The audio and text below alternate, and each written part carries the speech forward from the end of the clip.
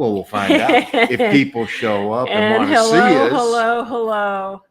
Here we are. Hola. Hey. Good. I'm glad we got the time right. Hi, Mark. Hola, Mark and Paulette. Yeah, Mark with a C. Oh my gosh. Hi, Stephanie. Hola. I'm really confused about the times right now because we're back to the times don't match the U.S. Well, it does. You just got to pick a different part of the U.S. to match. Yeah. Hi, Cindy. Hi, Rick. Hello. Yeah. Ooh, Maui. Hey, Rick. Maui. All right. Michelle. Hola. I mean, now we're back with Mom. That's the easy way. She's Okay. So theoretically, we're on U.S. Central Time. Correct. Okay. Until we go to Tuxtla, then we're back on Mountain Time. I don't know what time we're on. Well. Don't know what time it is. What time is it? I don't know. Does anybody really know what time it is? Does anybody really care? I can't imagine why. We all have time enough to. Don't ask cry. Me. Does anybody know what song that is? Gee.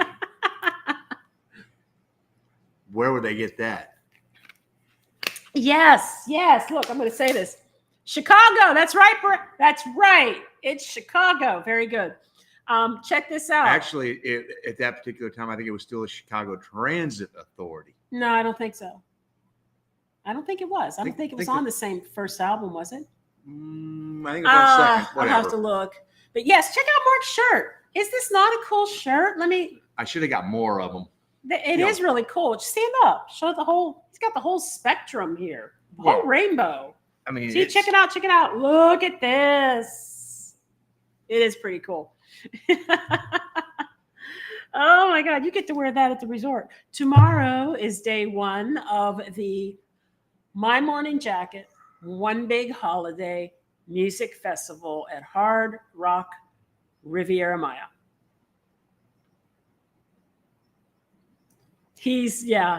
Notice his face.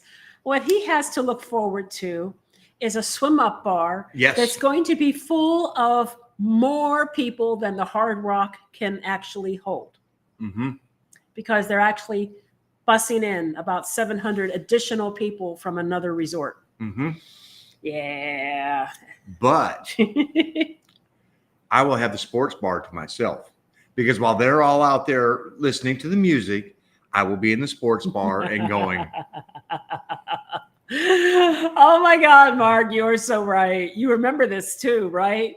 Well, yeah. If you guys haven't seen it yet, we tried to be funny and do a video on auto motels in Mexico. And Mark stood up and had no pants on.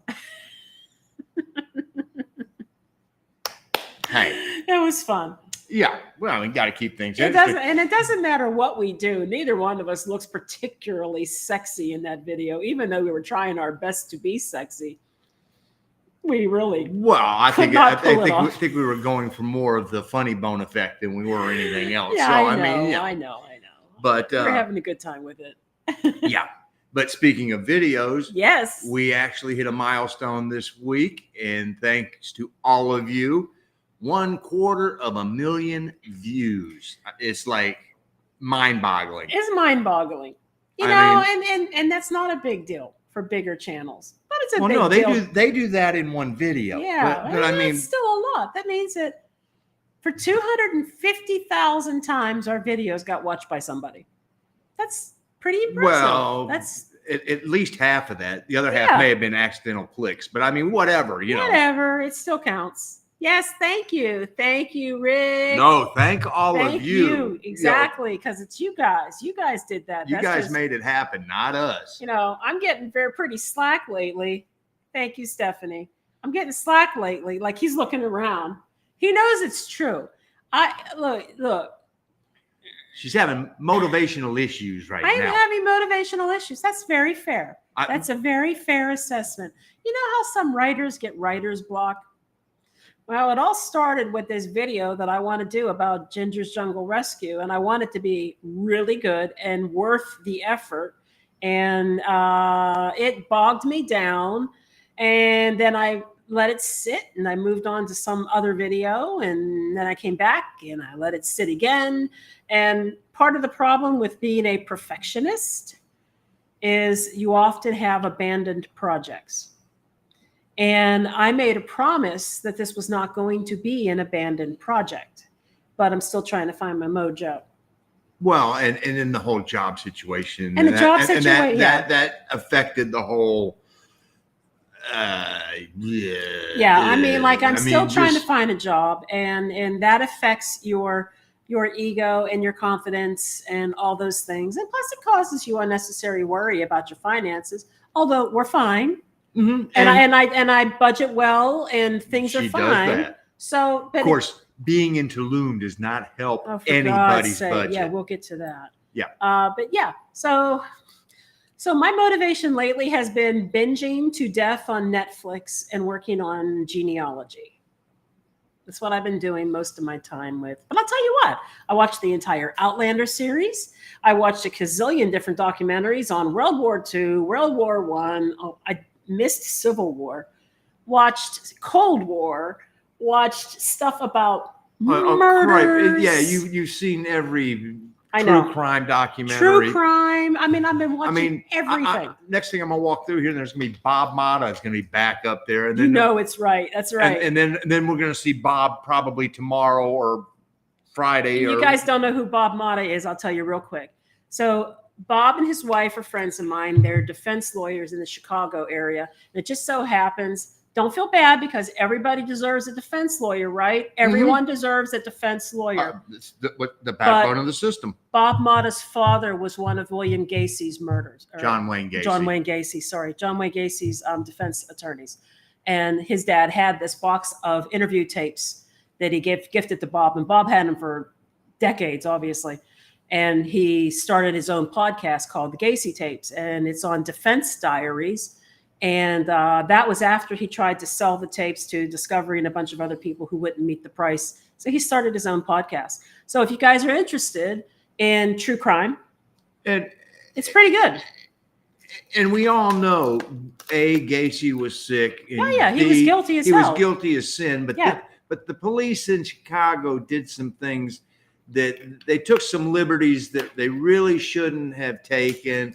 And we all understand why they were taken, because they want to get this sick SOB in prison. Yeah. But it's one of those we're going, the whole premise of the justice system, and we're not going to get on that soapbox, but is that, it's better for 9 guilty men to go free than 1 innocent man go to prison. And there were some corners that were. They basically planted evidence. Yeah. That's what they did. And they did. Now, he was guilty. Yes, he was. In this case. Knew it, and they knew it. And they needed a way to get him. And they found their way to get him. But the question becomes, if you're willing to do that. How many other people are sitting in jail that shouldn't have been? That's the question. And then one of his other ones he followed up with was a Garcia. Dr. Garcia. So anyway, if you guys are interested, it's called Defense Diaries, and it's a podcast. You'll find it on Apple and Spotify and all the places. Anyway, we're going to be seeing Bob tomorrow. It'll be fun. You'll probably see Bob. I'll see Bob tomorrow. Yeah. Anyway, you know what, Mark? Yes, you are absolutely right. Small channels appreciated. It doesn't matter. It's still a milestone, and it's an important one. And even though I'm getting lazy right at the moment, I don't know. I'm looking for my mojo. If some of you know where my mojo is, can you send it back home, please? Maybe my morning jacket will reinstall. Maybe my morning jacket will fill up the mojo. Maybe you'll get some of the Jim James vibes, and you'll come back and I'm gonna go to the Church of Jacket and see Reverend Jim. Thank God there's alcohol. Oh, Rick. He hates his band so much. I tried. I mean, it's not like it was I'm not even gonna give him. I gave him every effort, and it's just not my cup of tea. Thanks, guys. We appreciate you being on here and showering us with accolades. When we just got done saying, honestly, it's all because of you guys. It's all you guys. We don't do anything. We don't cause those. We click the Yeah, views. see, there you go. What's that? Get some Jim, the other Jim, and get your mojo rising. Thank you, Claude. You know, Okay, Mr. Mojo Rising. Jacket would probably do that song as a cover during the show. There's always a possibility. They've done some great covers. well, yeah, but they also like to do covers of people that recently died, and this is They do. Almost 60 I mean, years later. they've done Prince, and they've done. Oh, I remember they did George Harrison. They've done Erykah Badu. They did Christopher Cross. They did Run Like the Wind. That was fun. He ain't dead yet, though. You don't have to be dead to do I know. cover. I'm just saying. Yeah. So the question will be, do they do a Jimmy Buffett song? That's what I want to know. I think they should do a Jimmy Buffett song. There's not a better place or time to do it. The man just died, and we're in a tropical location. Yeah. If they don't do a Jimmy Buffett song, I'm going to be disappointed, man. Disappointed. So All right. Let's see here. Thank you, Blanca. So, oh gosh, guys. So other than the music festival that's coming up, I'm trying to wrap up a video on our actual cost of living for Playa Car to drop this weekend while we are at the music festival. We just recorded it last night, and I was editing today, and that's why he's making the faces he is, because he got to see the numbers. Oh, it's ugly. I knew it was bad, but I didn't know it was that bad. It was bad. And It was bad. And the worst part is I know what's coming For Tulum. Because Playa Car is now feeling cheap.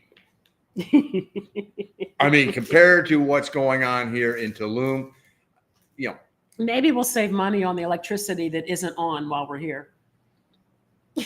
I spent it at the barber shop. Oh God. Yeah. Yeah. Here's a comparison. Well, yeah. I mean, we just did the numbers and I mean, the haircut at PDC at the mall. At the mall. Yeah. In Playa del Carmen. Mm-hmm. At Plaza de las Americas. I think it was 85 pesos. 85 pesos. With a tip in it. Here in Tulum, hit him with it, baby. Including tip, 700 pesos. Mm-hmm. Now, and it's a buzz cut. Yeah, I mean, it's not like it takes a whole lot of time because there ain't a whole lot of hair. And also got a lesson in don't overestimate your knowledge of Spanish. Oh. Because if you'll notice, there's a good part of the beard that's not there. I walked in, necesito una corta, número uno para toda la cabeza. Perfecto. Sin barba. And he thought sin barba meant, without the beard. Without the beard. Nope. No, I was meaning cut the head, don't cut the beard. So yeah, that was like yeah,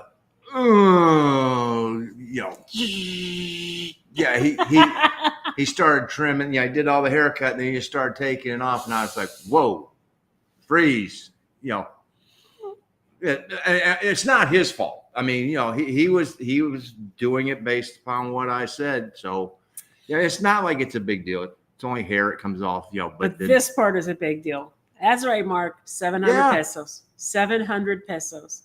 The most expensive haircut either one of us have encountered in all of Mexico so far. Yeah, I mean, I paid 500 in Zakia, and that was the warm towel, the full shave, the shave on the neck, shave under. I mean, I was like, oh, okay. Like a spa treatment. Yeah. Yeah. This was a 10-minute chair sit.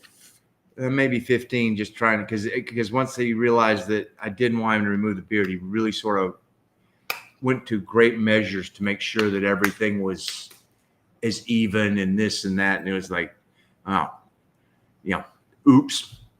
Oh, well, but it just, it made me appreciate that, I was trying to do it totally in Spanish, and it got me. You know, Yeah. and so next time, you know, I'm gonna go. All right, hold on. Let's solo corta mi cabazo, no corta mi barba. But today you got complimented. Yes, and today I had to go get some hearing aid batteries, and well, they weren't in the store at the Chedraui, so I had to. Gina was shopping for blouses and things like that, and she was like, "Yeah, just go get them, and I'll be right around here." Mm-hmm. So I thought it was going to be right inside, and no, it was actually outside and all the way down. But I found the store and walked in, you know, and necesito pies para my auditivos, and she looked at me. Oh, see, over, and I fortunately took a picture of it on my phone so that I could, show her exactly which battery I needed, and she pulled out, and I said, necesito tres, por favor. She did that, and we got the register, and she said something. I didn't catch it, all of it. And I was like, lo siento por mi, para mi, muy malo español, or mi español es muy malo. And she goes, no, es muy bueno. Gracias por, habla español, and I was like, oh, estoy aprendiendo. And so we had a whole conversation there in Spanish, and she was, like, okay. It's like, okay, yeah. It's nice. It's nice to get that affirmation. Yeah, I mean, I guess they're used to so many of the gringos walking in there going, hey, you got batteries in here? Speaking of gringos, oh my God. Yeah. But I'm telling you what, that's the one Chedraui I hate going into. I hate going into that place. Yeah. It literally, I am wrapped up. My nerves are just frayed by the time I get out of there. And it's not because it's a Chedraui. It's not because of the people who work there. It's all the freaking gringos. And I don't just mean Canadian and U.S. citizens. Oh, no. It's worldwide. All worldwide. And everybody is just, the place is packed. People are pushy. They're rude. It's incredibly un-Mexican. That's all I can say. Well, I hate that Chedraui. And we were fortunate enough, we got to meet up with our adoptive family. Yes. This past weekend. So, hey. Hola, Jose Luis y Juanita. Y toda la familia. Karin, Miggy. Juana. And Ona. And Cristobal. Little baby Cristobal. He's so cute. And he always smiles. Yes. Always smiles. Let's go down here. Hey, gracias. Jalisco, Guanajuato travels and adventures. Yeah.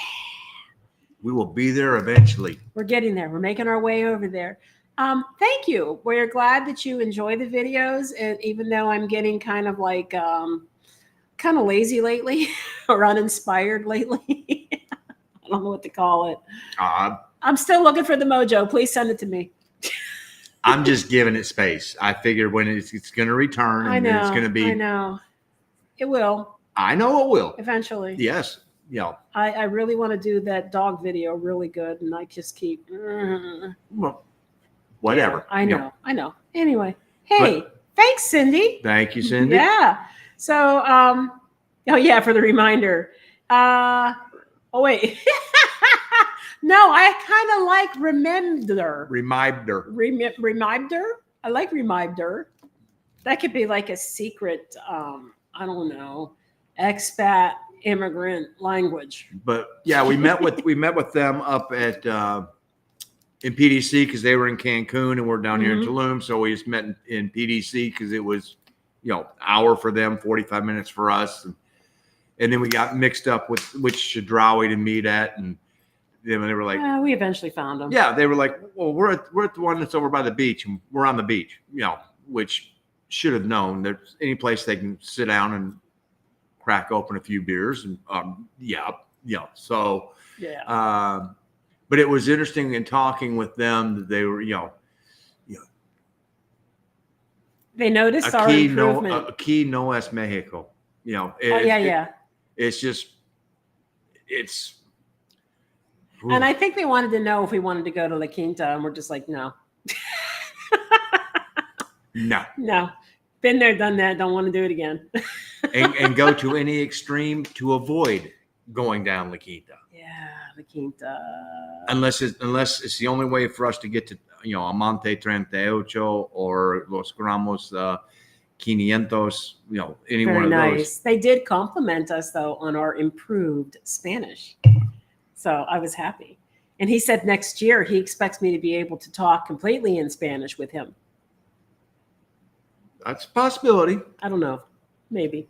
It's getting better. It is getting better. And got to keep taking little steps forward, and that's all you can do. I know. But I'm falling behind in my classes this week. So I have to get caught up on that, too. And it's already Wednesday. Yeah. And I'm going to be at a music festival. Yeah, right, Mark. Yeah. Then you're behind. What's that? I haven't been drinking yet. I'm just getting the pump prime because I know what the next 4 days are going to be like. So, oh my gosh. Well, no, the next 4 days is like this. Tomorrow morning when we check in, I'm decorating a balcony, and we got a big banner. Our last hostess actually helped us with this because she's got contacts and knows people, and she got us somebody to make us a banner and had it ready in 48 hours. And it cost us like a total of like 550 pesos, or yeah. 600 by the time we threw a little extra in there for them. I gave them 550. Oh, okay. Because it was 400 and something. Okay. But yeah, for 500 pesos with a tip, we got our banner, 2 by 3 meters. And it basically has the band's logo on it, My Morning Jacket, but it has the Gringos Are Us on it as well. So I thought that was kind of cool. And I bought a disco ball. And we have colored lights to shine on the disco ball. I got some gummy straps or bungee straps. Lights. Camera, action, exit stage right. For him. Yeah. For him. I had little vinyl stickers made because a bunch of us are going to have a sticker exchange. Cute, right? Yeah. Where's the bar in the water? I should stop typing. Fat fingers and small keyboard don't work well together. That's because you're typing on a crapple. Well, yeah. Yeah, no, I have a big old 17-inch Alienware sitting in front of me. Of course, it weighs a ton. I was wondering where you were going with that. I was just starting to get a little worried. Just yuck. Why did he have to go there? Why did you go there? Just good Lord. Oh my goodness. So now we've got one of the things we're going to do at the festival is spend money that we probably shouldn't be spending, but I wanted to do this one thing because, so here's the deal. Typically this resort holds about 3,000 people. And when it's sold out. It's sold out. It's sold out. Well, this year they decided to add about 700 extra people on top of that and pipe them in from another resort. And those people are going to be getting all the same things that we get all day long at our resort. That basically means longer waits and longer lines for all the restaurants. And guess what the number one complaint on TripAdvisor about the Hard Rock Riviera Maya is? It's the restaurants and trying to get reservations and waiting for 2 to 3 hours to get a seat in a restaurant. Yeah. And now we're going to have 700 extra people there for a placement for 3,000. They can't handle it when it's just within its walls. And now we're going to bring people from outside in. Which also means the lagoons will be full, the pools will be full, the bars will be full. Everything's going to be really busy and packed. Hence the reason why we kind of got the room we got. We got one of the really high-end suites because it is at the front corner of the courtyard, right at stage level and oceanfront. So we can watch the concert from our room's balcony. I don't have to hold a line at the rail all day long. And it's only going to take me about 8 minutes to get to the sports bar. Yeah. And if I get tired of the sports bar, there's a bar that I have in previous trips to this particular Hard Rock. I have dubbed the Martini Bar. It is a martini bar. And it's outside and it's got a pool table and it's way away from the stage. Yeah. You can faintly hear the music, but I don't remember the pool table though. Yeah, there's a pool table there, and then you can hear the water coming in, and it's nice because it's just me and a bartender. Yeah, so while everybody's watching the show, at least he'll have some space. Now, so I paid extra for a special meal that they have. I can't remember what it's called, but it's basically we talked about, and we don't have to worry about the Tar Heels right. So it's just one of those interactive things. things. There's like all kinds of video projections, and you can do things, touch things on the table, and I don't know. So I'm looking forward to that. Yeah. Yeah. And I think, and we have a butler, but I don't know what the butler does. Gets us reservations maybe. If he can get us reservations at restaurants, that's all I care about. The rest of it, Yeah. I think I seem to recall my friends having had this suite in the past. I seem to recall a bartender / butler being in there pouring drinks for people. Well, I don't know what else they do. We had that butler when we did it in the Dominican Republic. Yeah, but they weren't pouring drinks for us and hosting a party. But we weren't there that often. And so, but Matthew did, if we wanted to make a dinner reservation, he was, oh, and you guys want to use the hot tub tonight? He'd fill the whole thing up and threw rose petals in it. And put the rose petals in it. My memory is shot, so I've already forgotten what I'm offended about. It's a crackle. Dementia. I forgot.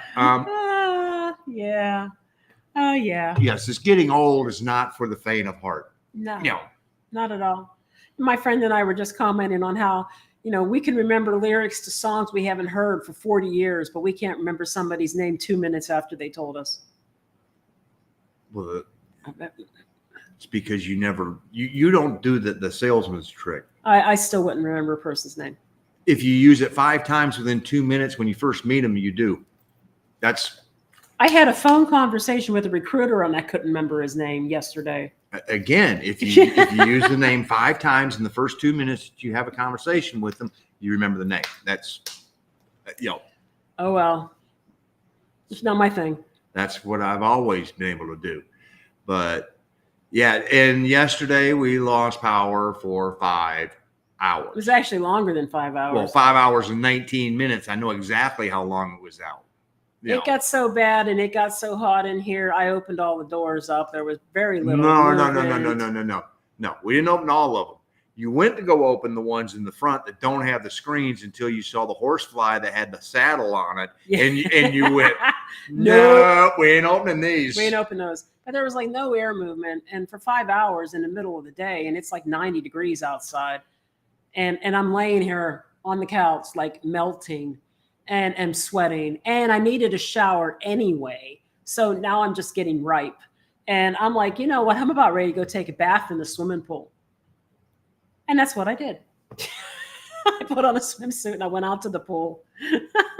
Yeah, that's just like Alfred, Alfred on Batman. I don't know what the butler does at this particular place for these rooms. I don't know if it's the same idea as it was in Punta Cana or if it's a higher level. It's the same. Well, all right. These are quite literally the most expensive rooms on the resort. Like, the second most expensive. All right. President's Suite. The talent has the most expensive. The talent has the most expensive. Yeah, so but I mean, these are the most expensive ones that you're able to purchase. Yeah. But if it's anything like the one in Punta Cana when we had that butler, it was, can we get this inside the mini fridge?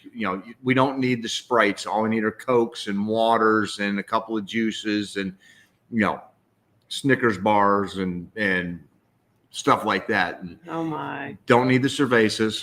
Getting older is better than the alternative. He says that all the time, Miguel. He's like, I'd rather be above ground than under. The view of the dirt is a lot better on this side. I think it actually depends on what your quality of life is. Honestly, if you got good quality of life, absolutely.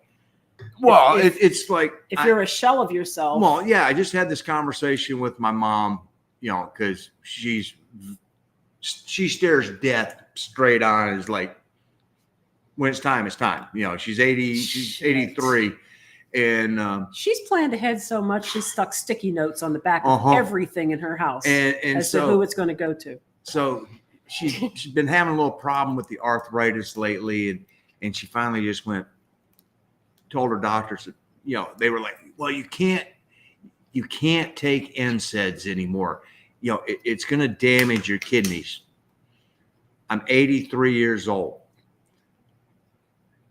And if the NSAIDs make my quality of life good, then guess what I'm going to do? I'm going to take the NSAIDs. And if they're, you know, and so far, there's been no indication that she's had any problems with her kidney functionings due to the NSAIDs.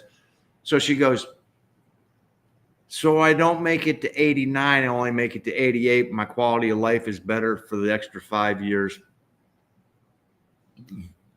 Hey, you know, I can't look falter. at that. Thing about Alzheimer's is you're always meeting new people. Who's that? What? Who? Yeah. Yeah. Oh my. Oh gosh, that's bad. That's really bad. That's like the one thing I don't want. No, I went through that with watching my grandfather, and you know, it was not pretty. And this was a man who was a banker for 45 years, and you know, when he was the banker, he was vice president of the bank, and he would get out and he'd go out, and as he always told us when we were growing up, the most important thing you can do is treat your customers like they're special. And he would go out and greet them as they came in the doors and things like that. And at the end, he was attacking orderlies, you know, yeah, and didn't know who anybody was, and looked at my cousin, God bless, you know, my cousin, because my cousin ended up being the one that they had to rush him to the hospital for something. And he suddenly looked up at my cousin and goes, if I die, I'm coming back to haunt you. Oh my God. Okay. Yeah. And then on the other hand, my ex-husband had an uncle who got early onset, and he was in his early 50s when it hit him. And within 5 years, he was basically bedridden, in diapers, and in a nursing home. That's how bad it was. So yeah, I think it's an awful way to go. Yeah. Hey, here's some good advice for you, Mark. Instead of sin barba, say la barba no. See. Yeah, no, trust me. I mean, obviously, I phrased it, but it's the same thing I've said, and I've had, 7, 8 haircuts since we've been in Mexico now, and this is the first time that there's been that issue. And I don't think you ever mentioned your beard at all. Oh, yes, I do. Yes. Oh. You know. Okay. And but now I'm just going, okay. La barba no. And solo corta mi cabello, no la barba. You know, only cut the head, not the beard. So, la barba no. La barba no. All right. Yeah. That's good advice. It'll be bad. But it doesn't take long. But you know, I'm gonna keep shaving it while we're at the resort so I can get a little sun, because it's been a while since it's seen any sun, because I can't remember. Well, yeah, I do. I remember last time I took it down to a mustache only was my mom's 80th birthday party, because she always likes me with just a mustache. So then we went to a festival one time, and he grew these great big, like, you know, handlebar mustache things, mutton chops or something. No, I did the Orange County chopper, the Paulie. It was big and bushy, and the people at the resort wanted to take photos with him. It was down to here. I mean, they were long. It was big and bushy. Yeah.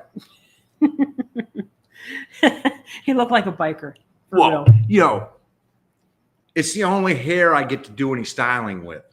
So, you know, because there's not a whole lot that gets to be done up there. And I made him beard oil, and he doesn't use it. My beard pretty much does what I want it to do. Okay, it's still good. Well, yeah, I just talked to I it mean, daily. I made a cream. I made a creamsicle beard oil for him with It does smell good. essential orange and some vanilla mixed together to do his beard with. I think there's some tangerine in there too, I think. No, I mean it's orangish. Yeah. It smells like creamsicle. It does. You know.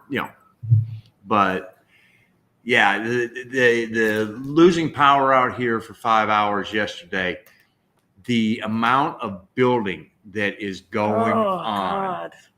God. We went down to the grocery store today and just sat there and looked at all of the off streets that are coming off of the main drag to get into this particular part of condominium hell.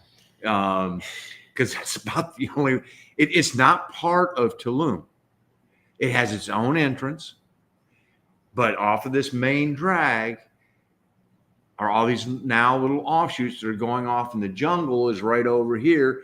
And in 5 years, that jungle is not going to be jungle. It's going to be a condominium jungle. I mean, there's a lot going on here. It's mind-boggling. I can tell you this, I'll be glad we will not be here in 5 years, because where we're at, we're close enough to the main drag that everybody would be coming this way, and trying to turn around and get back to our parking lot would be problematic. And getting out of the parking lot would be problematic because the amount of traffic. It's already bad enough that all the taxis sit down there and wait for people because they only need to take 2 rides a day. Oh gosh, that's right. I mean, we're in the middle of almost nowhere, and you'll still find taxis parked and offering to give you a ride if they see you walking. So they're out here making their bucks, and it's the expensive taxis too. It's not the cheap ones. Hey, Mark, you still have eyebrows. Well, you damn Skippy. We could shave them, give you a Bob Geldof look, kind of like from The Wall. No. Or a Marilyn Manson look. No? You sure? Yes. Okay. Yeah. Hola, Wilfredo. Yeah. I'm not going to get rid of the eyebrows. That's not happening. And so, Cindy, that is happening everywhere on the peninsula. It is. Building on steroids. My Trish advisor has done a few videos on Puerto Morelos and what's going on there. And one of the things she said, which makes perfect sense, is there is this explosion right now. And one of the reasons there's an explosion is a lot of these building permits were secured right before COVID. And then they couldn't build for 2 years. Now they're building, so. Well, and there's also a demand. There's demand. I mean, that they would not be building all these. I mean, I got to tell you, honest to God, if you were going to move here for as much money as it costs to live in Tulum, you have got to be, I don't know, you gotta be rich. I'm sorry. You got to have money. I don't know why anybody would think moving here would be better than living where you are. I mean, financially speaking, anyway. I mean, there's other reasons, obviously. But financially, it costs just as much, maybe even more, to live in Tulum than it does in some places in the United States. Well, yeah. It's expensive here. The groceries are expensive. The services are expensive. The cab is expensive. And the housing is expensive. I mean, yeah. We've got 6 more dinners in this particular, well, 5 now after tonight, but only a handful of dinners left here. So we went to the Straw, pick up things for breakfast and enough dinners to get us through till we're getting out of here. And so we're like, you know what? Grab some frozen pizzas, because we never know we're always going to be able to find them. And so, yeah. Give me 3 of the pizzas, the guys down there. Plus, if the power's out, we can always use a lighter to light the oven. And 249 pesos per pizza. Yep. $15 frozen pizzas. Yep. Ouch. Look at this. At least Mark's not talking about his Brazilian bikini wax. No. Now, Don't go down no rabbit hole, girl. No, I just watched something recently and it shocked me where that originated from. And it didn't originate in Brazil, it originated somewhere else. I'll think on it and think if I can remember where it was. But it was surprising. And I was like, really? Oh, I know. France. France in the, I'll give you a year, about 1740s, roughly. They were waxing their business in France. I was kind of surprised with honey, thick honey and wax. Yeah. That's before Rocco Siffredi even. And strips, got like to linen France. strips. And I was like, really? I always thought that was like a Brazilian thing. I was wrong. Okay. Anyway, let's see. Hey, I will hold back on traveling on the Maya train. Yeah. Well, there's a lot of reasons not to go on the Mayan train. At the moment. Yeah. I mean, number one, it's not completed. And we really don't know when it's going to be finished because Section 5 South here from PDC all the way down to Chetumal has basically been put on hold by the Mexican federal court system, waiting for them to give approval for them to resume building. And it's going to be quite a while. And the section going from PDC to Cancun, it just opened recently. It just opened February the 18th. Yep. And it's 211, it's either 221 or 211 passengers per run. And it makes 3 runs north and it makes 3 runs south per day. So that's a grand total of, I think it is 221. 663 passengers get to go from PDC to Cancun, and 663 get to go south. And they were touting this as going, okay, this is going to help us take some pressure off of people being able to be stuck at the Cancun airport. They're going to be able to jump on the Mayan train. Not very many of them are going to be jumping on the Mayan train because it only leaves 3 times. I think it was like 11:30, 1:30, and 3:30, something, every couple of hours for 3 times. And there's only 221 seats. Yeah. I was disappointed because I wanted us to do basically a circular trip all the way around.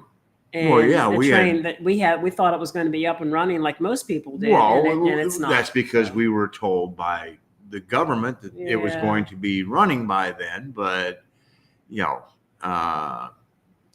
that's not happening. So, hey Tom, it's good to be at the gym and not the bar. That's always a good thing. You got to give your liver a break.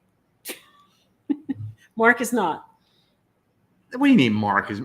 He's prepping. This is the practice. This is the first alcohol I had since the last live 2 weeks ago. I know he's practicing for tomorrow. I'm just getting the pump starting to go so that the body doesn't sit there tomorrow when I really abuse it and go, hey, what are you doing? And then I wake up Friday and go, oh, which I'll probably still wake up Friday and go, oh, but. I mean, the electricity situation is one where it's not every day, but it is at least every week.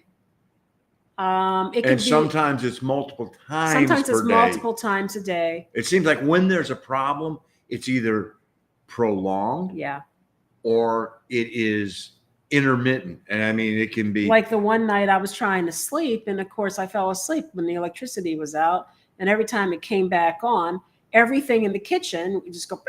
It makes all this noise, and all the lights were flashing and waking me up. And that happened at least 3 or 4 times. The one night, it was like it's off, and then it was on. Yeah, from about 5 o'clock until about 6:30, it went on and off about 3 or 4 times. So, but the problem is that there's nothing to spark the stove or the oven. But we got a lighter, so we can deal with that. There's no water. And then, of course, there's no refrigeration, there's no electricity, there's no internet, and we're in the middle of nowhere, and we have no major cellular service. And I have both. No. I have AT&T US, and I have Telcel Mexico. It don't matter. It doesn't matter. We're in a hole. Not in this particular So there's like nothing to do. And so, yes, I did eventually give it up and went out into the pool. Now, about the pool. The pool is like a man-made cenote in as such that it doesn't get cleaned that often. The water's clean and it's chlorinated, but there's all kinds of debris floating on the top and Well, sunk to the bottom all the time. They try to keep as much of the foliage when they built this complex as Yeah, they could. there's a lot of leaves falling. There's trees everywhere, and so they didn't just clear cut and then let's plant some small palms and this and that. They tried to really they really did a good job of maintaining a bunch of mature trees. When they built a sidewalk, they built the sidewalk around a bush. Sometimes with the three bush or in the four middle. of them, Yeah, boom, like boom, they boom, just boom, boom. But who's gonna leave this bush? yeah, I mean, this whole complex. So there's a canopy of trees over top of the pool, and they drop. And it's I mean, they're out there. Don't get this wrong, because they're out there every day skimming the pool, getting the leaves out of it, and everything else.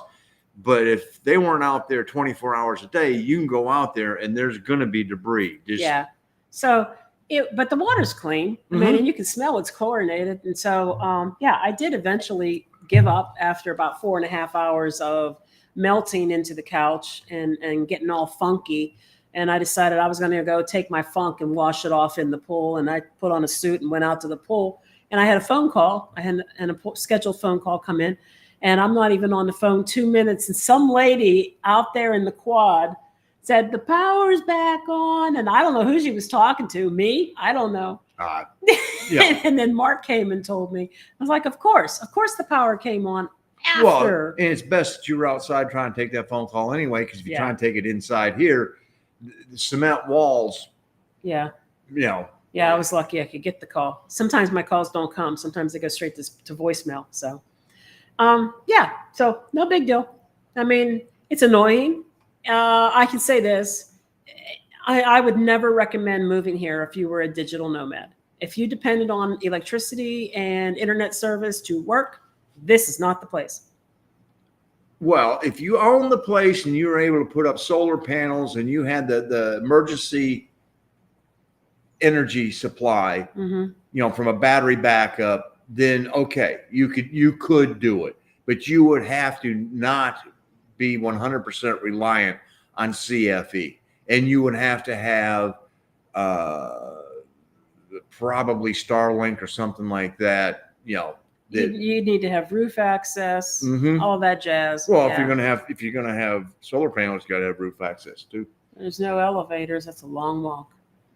Well, I get just that. Saying. It's a long walk. I'm just saying it can be done. Oh, I was going to say that's why the French expression, they were licking the honey after the waxing. I was shocked. I'm just gonna. I was shocked. I didn't think people were waxing, that many 100 years ago. I honestly did not. I honestly thought that whole waxing your wahoo was all your hoo-ha. I thought that was a Brazilian thing. I really did, hence the name. But actually, Brazilian, I think, isn't that the racing stripe? Or am I wrong? We're going into an area. I don't know. I'm going to shut up so I don't. I don't know. I just know that I was surprised that it was the French, and it was as early as the 1740s. Maybe before that. I'm not shocked it was the French, but I mean, that's. Well, that's true. I'm shocked at the time period. It seems like they stopped doing it after a while, because it seemed like, in the 70s, 80s, 90s that, Well, aristocracy. Let's rephrase that. Oh, okay. Aristocracy. Because I was in France in the 80s, and no, they weren't shaving their legs, their pits, or any of that. Yeah, I know. Yeah. So this was aristocracy, but it's still, the whole point is, Well. Landing strip. Yes. Hola, Suzanne. Landing strip. You got that. That's right. So I was just surprised. It's just the era. I'm not expecting it. He's got nothing to say about that. Oh, I got plenty to say. I got plenty to say, but I'm not going to say we it. We could switch over to Victorian England and talk about the Prince Albert.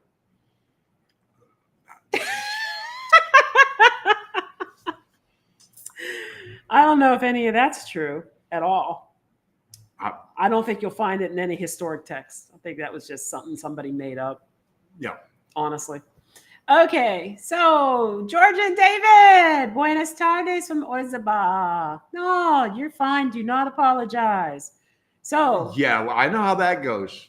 Villahermosa and Campeche. Oh my gosh, you guys are just wow, whirlwind tour there. It's kind of like the Tasmanian Devil.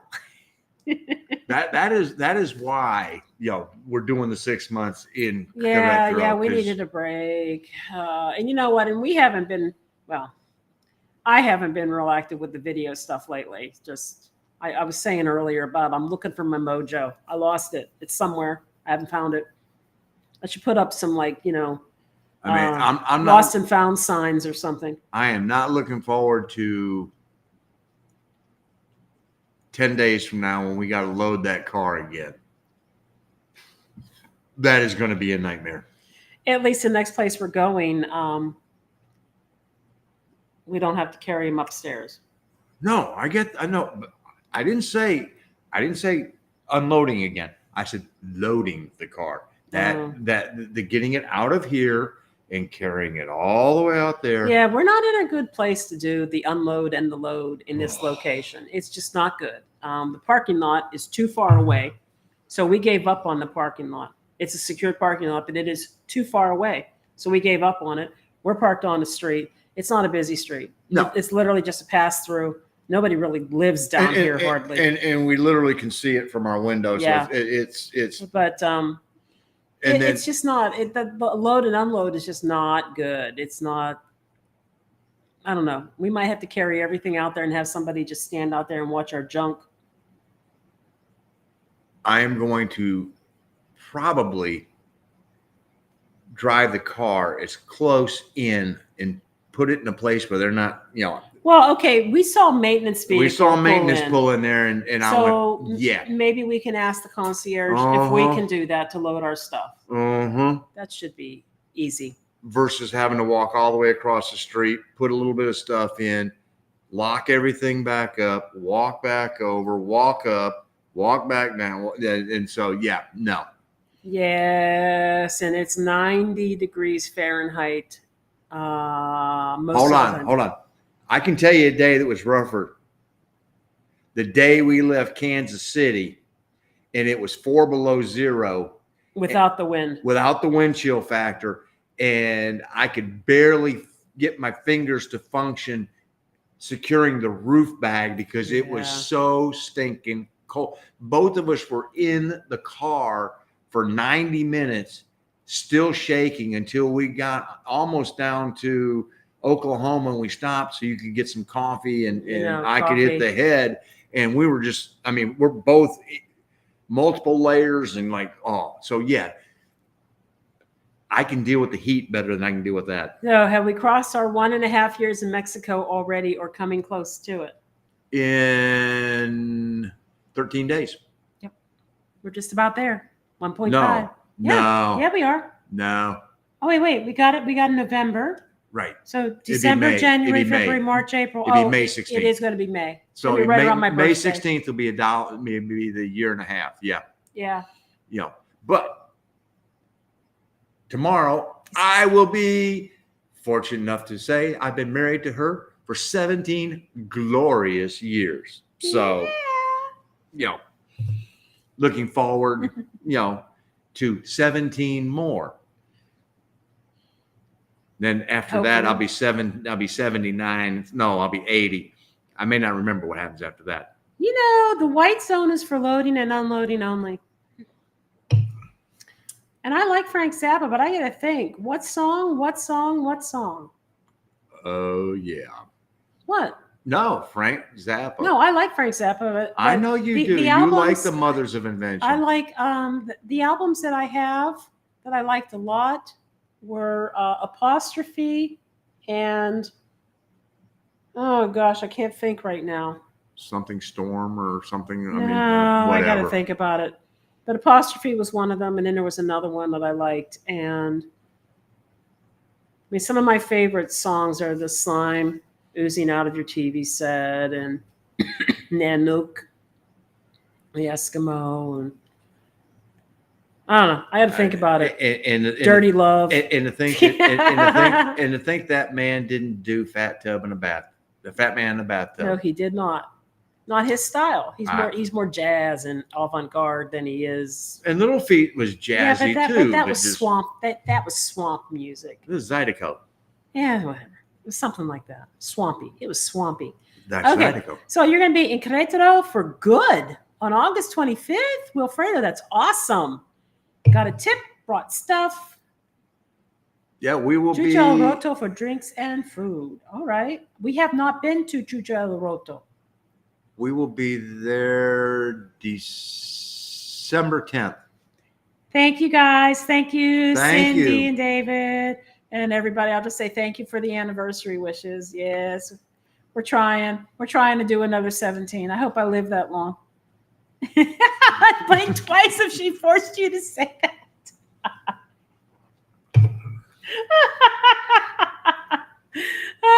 Wedded bliss. Yeah, it's so wedded. We haven't even slept in the same bed since we got here, practically. Oh my God.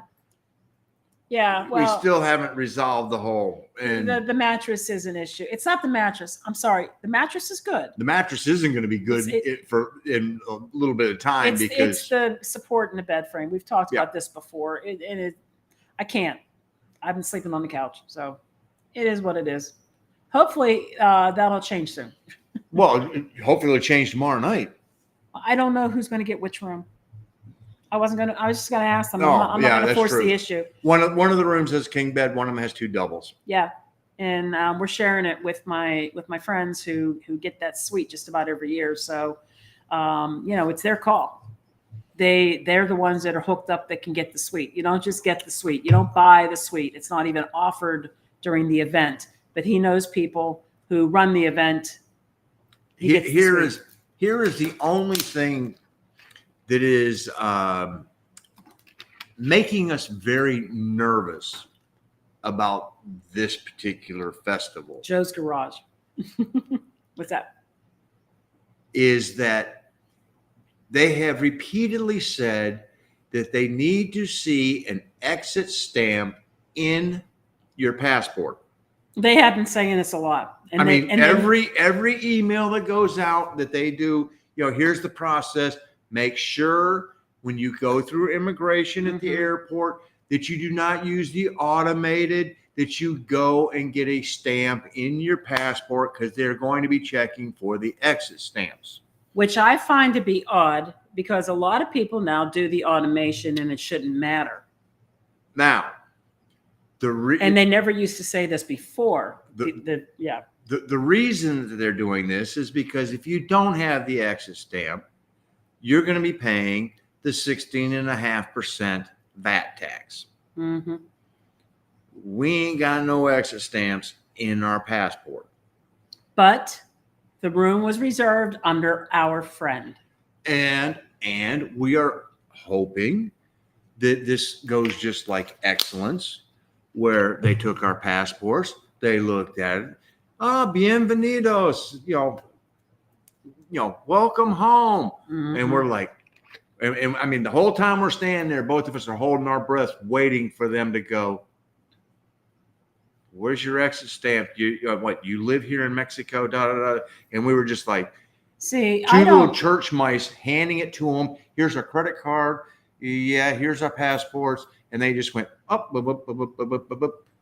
Oh, bienvenidos, Jose, habitación número. And we're like, oh, thank God.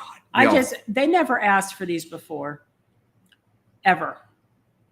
And I don't know why they would say don't go through the automated, because a lot of people are going to go through the automated. That's what you do now when you come into Mexico as a tourist. You go through the automated. You don't do it if you're a resident. You don't do it as a resident, but you can do it as a tourist, and you should.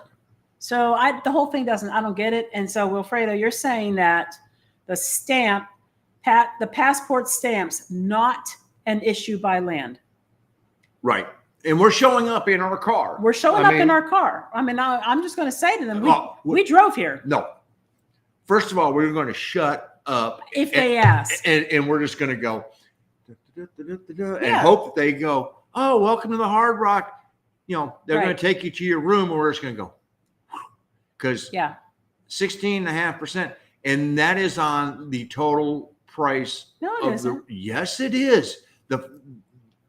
It says in there, you're responsible for 16.5% of the total cost of the room. Well, then I'm letting Garrett, get in first. It's his room. We're hoping that we're going to surf along with them, because that's going to be a painful hit. It's his room. I mean, if we have to pay 16% of the total price of that room, we're looking at over $3,000. I know. Yeah. So no, it's his room. If that's how it's going to be, whatever. I'll fight up and down on that. And not issued by land. So if we get challenged, we drove in. Just saying. Of course, our visa from the consulate is in the passport. We will lose the battle. You can argue till the cows come home. We're gonna, if it reaches that point, we're toast. We're whipping out the credit card and we're going $3,000 hit. Well, no, I don't know. I think okay. You can have the argument, but I'm telling you, it ain't gonna win. Even if we have the resident consulate thing in our passport, it was only going to be good for 30 days. Yeah. Yeah. So what are we still doing here? We're either illegal. We drove. No, based on your logic, we are either illegal or we are residents. If we are residents, we're responsible for the VAT. I don't think the Hard Rock's going to call up and have us deported out of the country. They can't deport us. We're legal residents, but they can charge us the 16.5%. That's what I'm saying. So, if it reaches that point, we're going to lose. We're just hoping we get to. In the meantime, surf. I'm one of those people. Here's a great example. If I know I'm not supposed to be where I want to go, I basically act like I'm supposed to be there, and I go. Act like you've been there. Exactly. You crash the party and you act like you've been there. I understand. And we are very good at that. It worked at excellence, and we'll try it again. But I'm just telling you that if they go, there's no exit stamp. When they say those words, I'm reaching in the pocket and pulling out the card, because it's going to be, here you go. I wish. I'm just. If you want to stand there and argue, I'm going to be sitting there going, if I could lose, somebody bring me a vodka tonic, because okay. I'm going to need. No, that's good, because if I lose, I lose. But if we do it your way, we don't even have to fight. There's no fight. I'm going to drink. You're going to lay down and let them walk on. I'll fight, but there's no fight. There's no logic to stand on a leg to go, yes, we're going to win this argument. Oh, okay. Okay. Like I said, And- guys, and it's our friend's reservation. And I will fight it when it is based upon something that is valid to fight on. This is not. Our friend made a reservation for 4 guests. He had to provide guest names. The end. That's all. Did you get any emails that told you if you didn't have an exit stamp, you can be responsible for it? Yes. That's because that's through Cloud9's reservation system, but that's not Hard Rock. Did you receive an email that said that if you did not have an exit stamp, you were responsible for the tax? Yes. Do you have an exit stamp? Fredo said they don't do exit stamps if you drive over land crossing. Did you get an email that said that if you do not have an exit stamp, you're going to be responsible for 16.5%? I also got an email that said that I could buy things from them and they would ship them or carry them here to Mexico, and they didn't do that either. Okay. So, I'm just saying. Bureaucracy at its finest. If only one of you is on the next live, we'll know who lost the battle.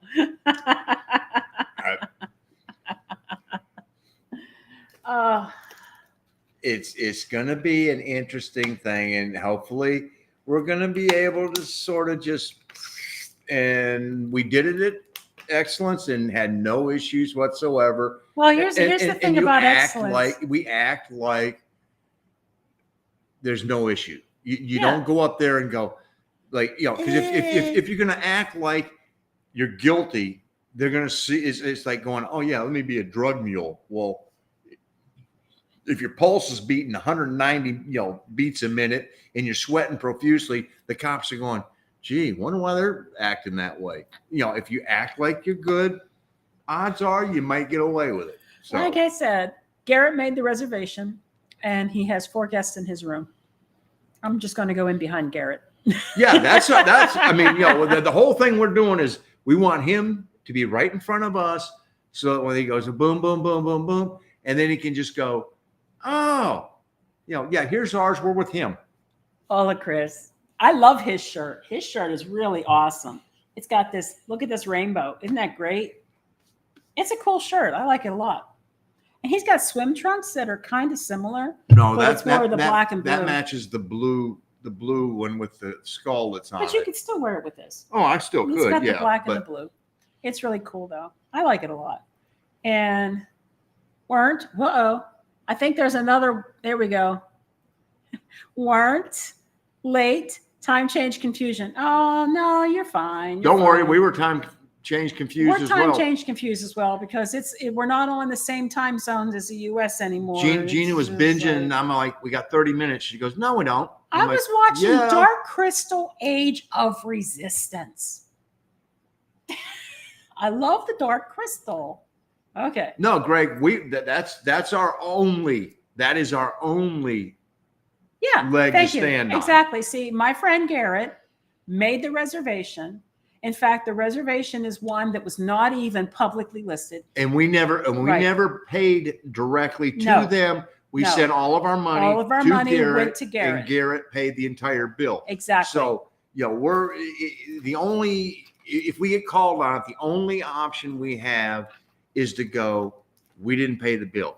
We didn't make we're invited guests. We're guests of Garrett. Yeah. So there you go.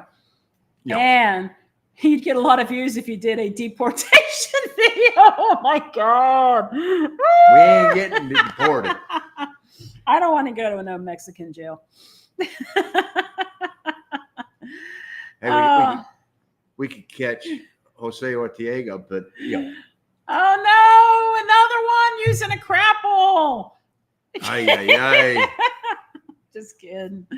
We're like the only ones in his family that do not use apples. Really? Who else is not using apple? Farouches use them.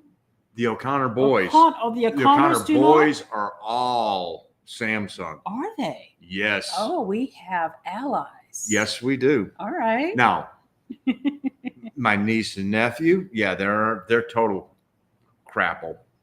But my sister and brother-in-law, nope. Wow. They're not crapple. I had no idea. My mom, your mom and both of her siblings. Well, there's only one left, but at the time.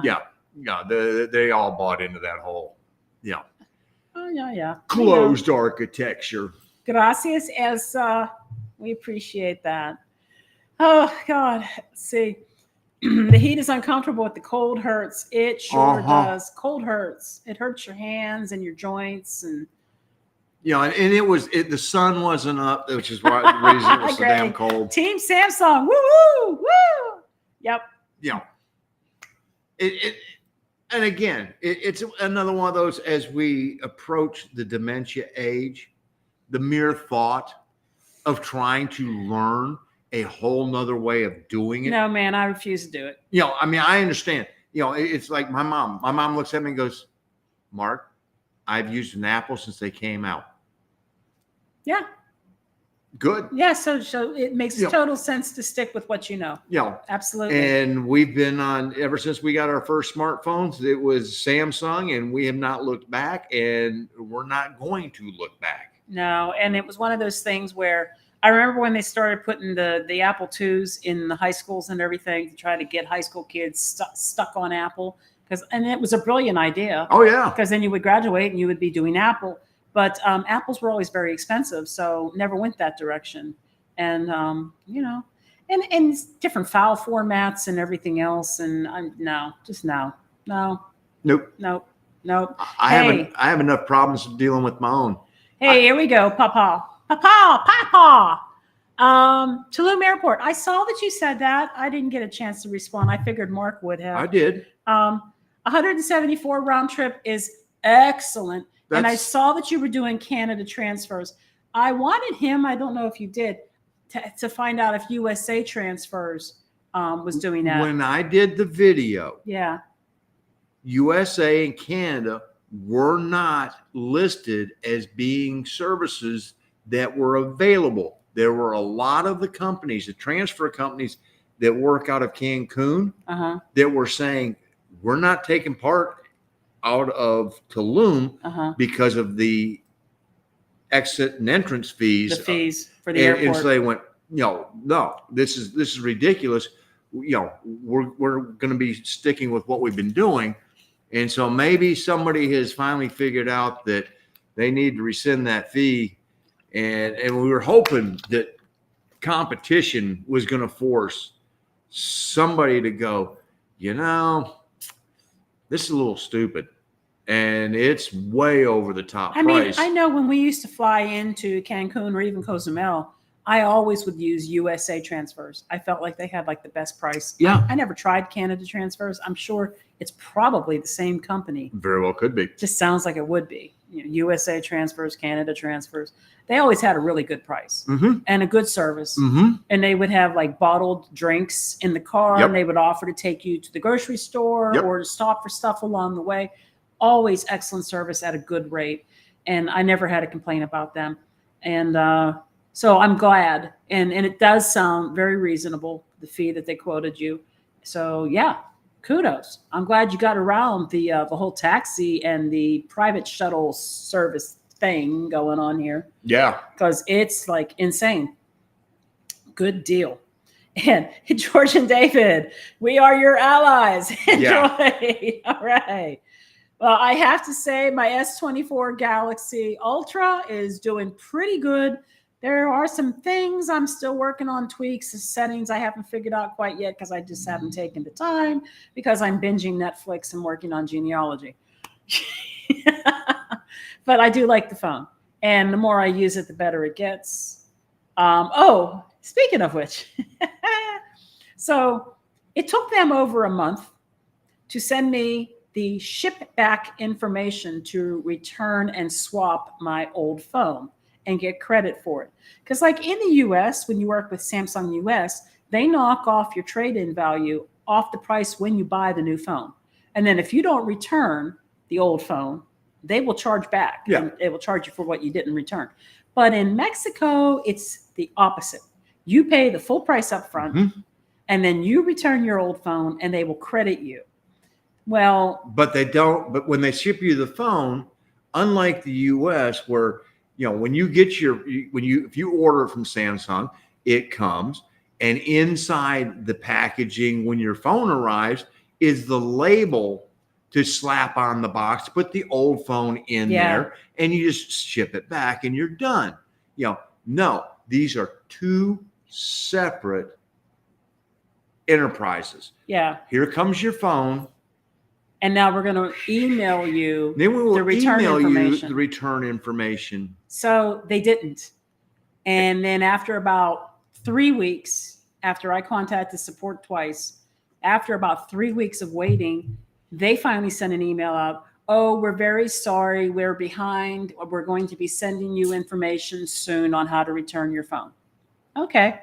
So along with a trip to the mall to try and get it taken care of as well. But I'm not worried about that. I'm talking about the actual process. The extra steps we took just to get it resolved is just extra butter on the bread. So they finally sent the email, but they sent it basically when we were moving. So I finally sit down, and it is on day 7 that I noticed that they said the package has to be returned in 7 days from receipt of the email for it to be, honored. So day 8, we drive it in and we take it to a FedEx and had to do a whole thing there to return it. Don't you know, about a week to 2 weeks later, they sent me an email saying that I was not going to get my refund because I didn't return it within the 7 days they stated. I raised holy hell in Spanish to that email. See, the worst thing was she got the S24, and it makes it real easy for her to get pissed off. And it goes, I'm pissed off in Spanish. So Yeah. And I let them know that I tried with customer support twice to get that information. And I waited over a month for them to supply that information. And they sent it while I was in the middle of a move. And that means that, I basically said, I'm sorry that I didn't get it back in 7 days when I waited over a month to get the information to return it. And then we had to drive And then back I to said, PDC. And then I said, and we don't even live there anymore. How are you going to return my old phone? You don't have my new address. And within about an hour and a half, I got please forgive the previous email. Your refund is not being canceled. Boom. So there you go. Of course, we still haven't seen any money yet. No, No. but at least I got the email, and I'll wait. And then when I get tired of waiting, I'm gonna contact support again. Then she goes to the S24. That's goes, right. I'm pissed off, and That's the right. S24 goes, I know how to do that in Spanish. Where's your shirt, babe? Now, Wilfredo, my sister is an NC State grad with degrees in textiles chemistry and chemical engineering. I have a hard time looking at this one because of the fact that you have two immovable objects in DJ Burns and Zach Eady. Now, it'll take them a month for the two of them to get up and down the court because both of them are slower than all get out. I've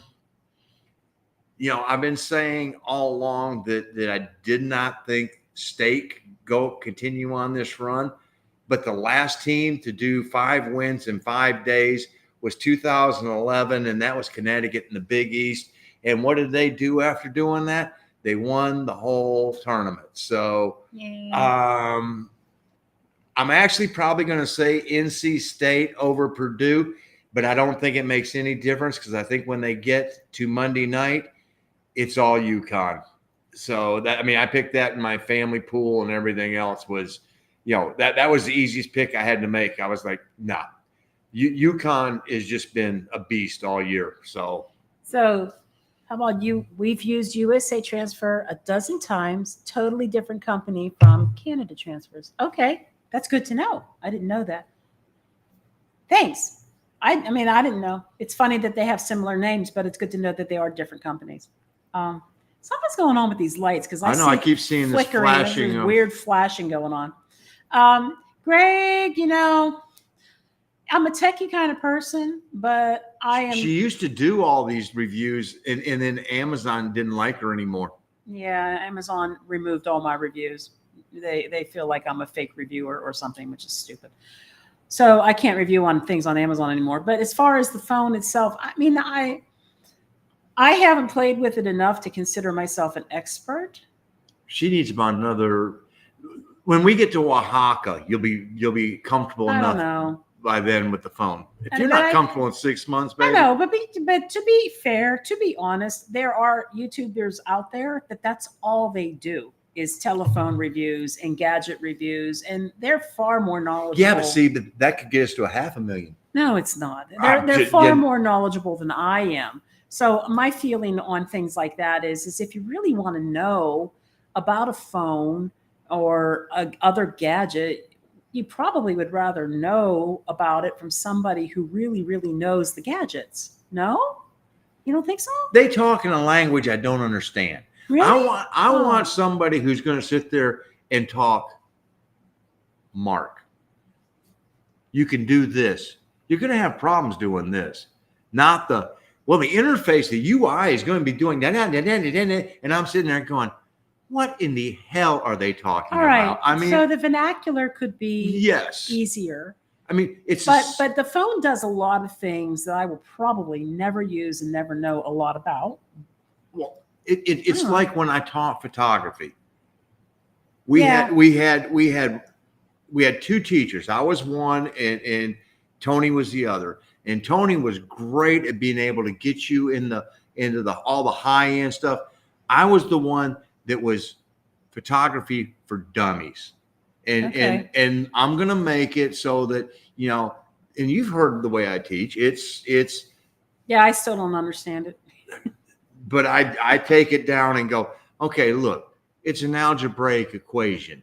It has to be in balance. As long as if you do something on this side, you have to counteract it on the other. There's 3 parts of it. So, why do you do it? Because that's how you get a properly exposed image. So I'm seeing a gazillion dots right now. I was trying to see which one of these lights is flashing. I thought it was the beer. Anyway. Is it the beer? Yep. I don't know. I'll think about it. It's one of these things where I hate to put out a video on something that I don't know a whole lot about. Hey, though, I could teach you all how to make chicken pepper cash, though. I should have done that the other night. That's good stuff, folks. It's good. It was good. Mm-hmm. We haven't had chicken pepper cash since we left the United States, mostly because I wasn't finding good quality paprika, but I found some. The paprika was off just a off hair, a little bit. But I had to add a little bit of sugar to it, a little bit of salt. But otherwise, yeah, it worked. After 18 months of not having it, it was like, yeah. Yeah, it was good. It was good. Chicken pepper cash. So if you guys were still in Pittsburgh, you could see the total eclipse of the sun on April 8th. See what you're missing. It's been raining and gray a week now. I'm building an ark. Well, yeah, it has to rain for 40 days and 40 nights before you need an ark. Yeah, but see, if it's going to rain on the day on April 8th, you aren't going to see an eclipse anyway. That's true. We actually did see a full eclipse not that long ago. Mark drove out and took pictures of it, and his pictures were great. He got the ring, the little whatever they call it. It looks like a little diamond ring on it, and his pictures were great. They were really good. And then she took it and put it to some Pink Floyd music, and maybe we'll drop that as a short or something. No, we can't because that's right, it's Pink Floyd. It's Pink Floyd, and it's going to be copyright bullshit. It's a nice thought. Speaking of copyright bullshit, I got really mad because after a video that's been up for 6 months, we got hit with another copyright. What's 6 months? Yeah, I think it was about 6 months. But the point is it's been up for months and months, and they just now hit it with a copyright because the copyright owner decided that they were going to start whatever they were going to start. Now, here's the problem. I got the music for that video from a site that you can get the music from. And they don't require, but you can give credit to the artist, which I did. And so for months, this video has been playing and it's not an issue. And then out of the blue, all of a sudden, it's got a copyright claim and it can't be monetized anymore. I get sick of this crap. And the thing is the song is still up on this other website being available for download and use. And that was my argument. I got it from here. I gave credit to the artists, and if blah blah blah blah, and my rebuke got rebuked. And if they were really serious about it, they would be addressing the people who are saying you can use this for free. Or now the question comes in: are they in cahoots with the people who are saying you can use this for free? Because now we're going to go and we're going to take your monetization. So I don't know. I'm not using them anymore. It wasn't a site that I paid for. I get that, and I hate to sound like a conspiracy theorist, but there's times that you go, really? It's not a site that I pay membership to. No, it's not a site that was going to be used again. And I'm not going to use the site again. So that's just the way it is. Anyway. Ancient Egyptians removed all body hair from brides as part of wedding ceremonies. Very common practice in most Mesopotamian and African regions. Well, Bob, that's very interesting. Thank you for sharing that. That's cool. I do know that the Egyptians would shave and, they would remove body hair and stuff. A lot of it had to do with lice and stuff, and they would wear wigs. But I didn't realize that that this was something that was common in other areas like that. So thank you for sharing that. I'm learning things. I'm still going to shut up. Okay. Hey. iPhone 15 Pro, iPad Air 4th Gen, and a M1 Mac Mini, all about the Apple Sphere. That sounds like a lot of applesauce. Yeah, I mean, That's how you rock. and you know what? It's what you know. You go with what you know.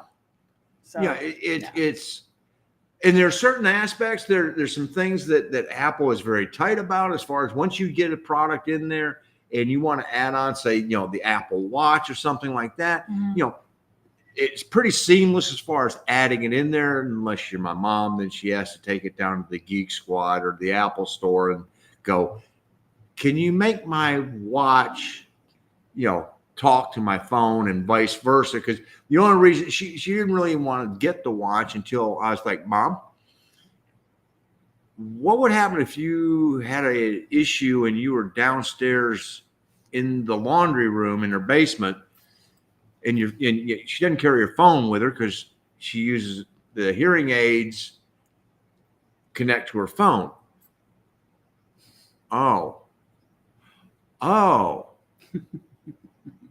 Yeah, I said, I'm picturing you laying down and, if you fell in the basement, you could be down there for a long time, and the chipmunks would come and, so, and she's like, okay, what would I get? I'm like, how about getting an Apple Watch? Because I know she's all Apple and, so yeah. And then she was like, so you mean I could just go call Mark? And I go, uh-huh. Yeah.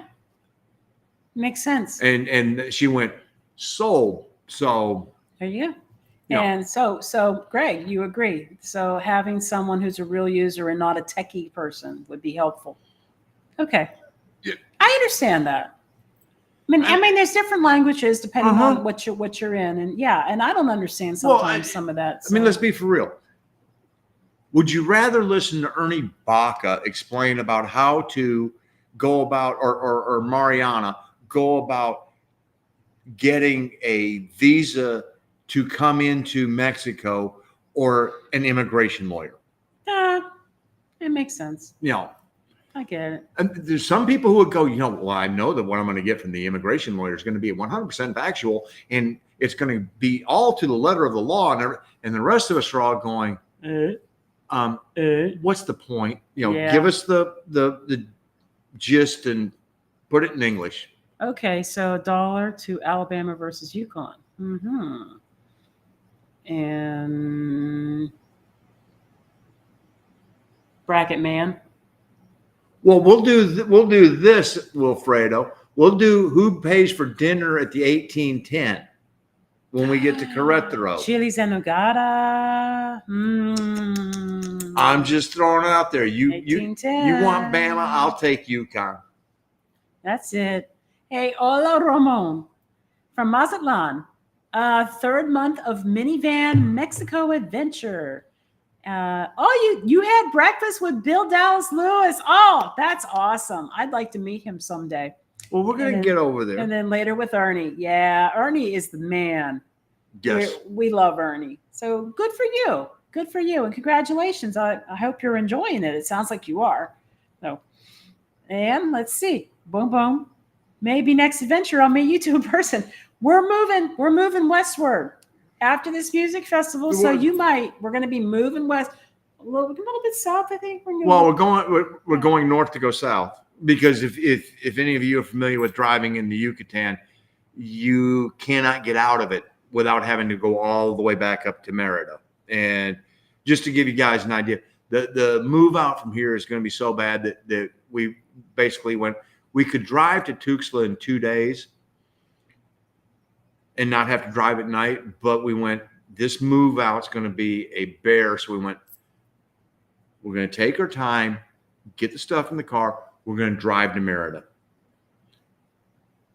get us an auto moteles, spend the night, drive to Villahermosa, which, 5-6 hours, about 5-6 hours to Villahermosa on the road that has been absolutely melted. If none of you have driven that road going through Chompton, that's wow. We drove this road and literally it has melted.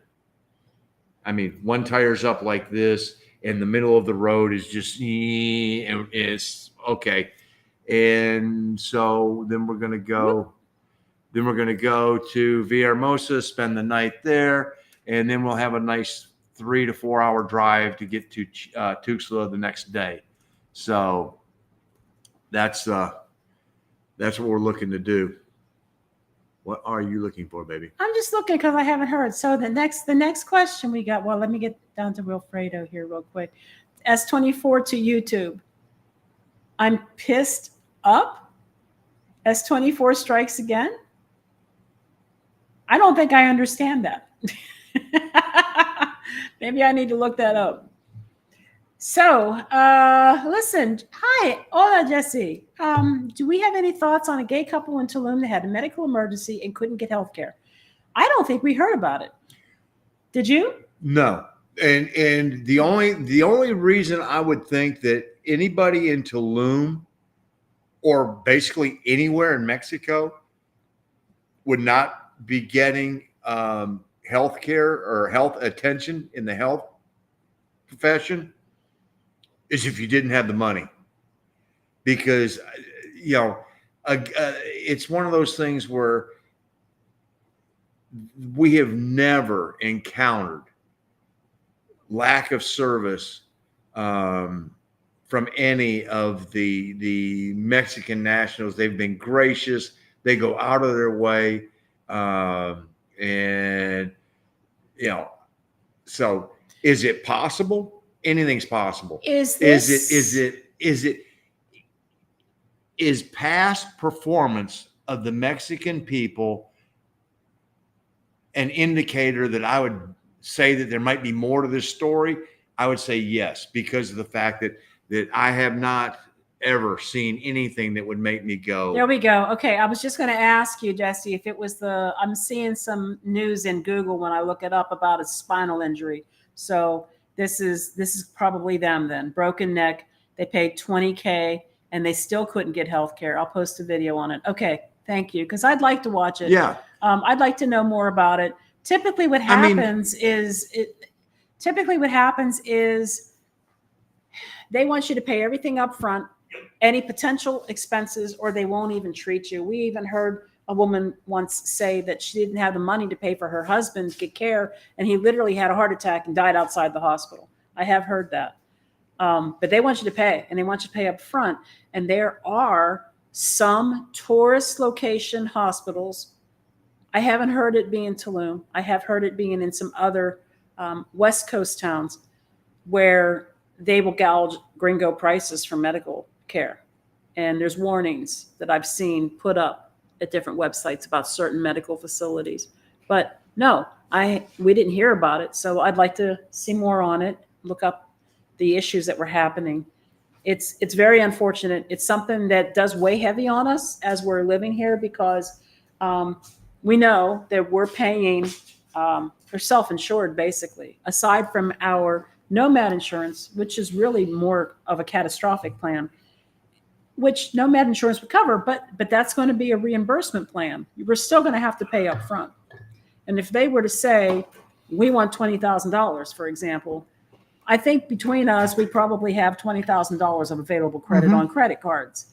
But I mean, not everybody does. No, and I mean, let's be for real. There's been some events in the last couple of weeks. This could be one of them. The unfortunate murder of the Canadian woman in Querétaro, who, decided that, I've lived in Mexico for 10 years. I know everything about Mexico. And I'm making an assumption here, but what do we always, Ernie always says it. We'll always say, you don't travel at night.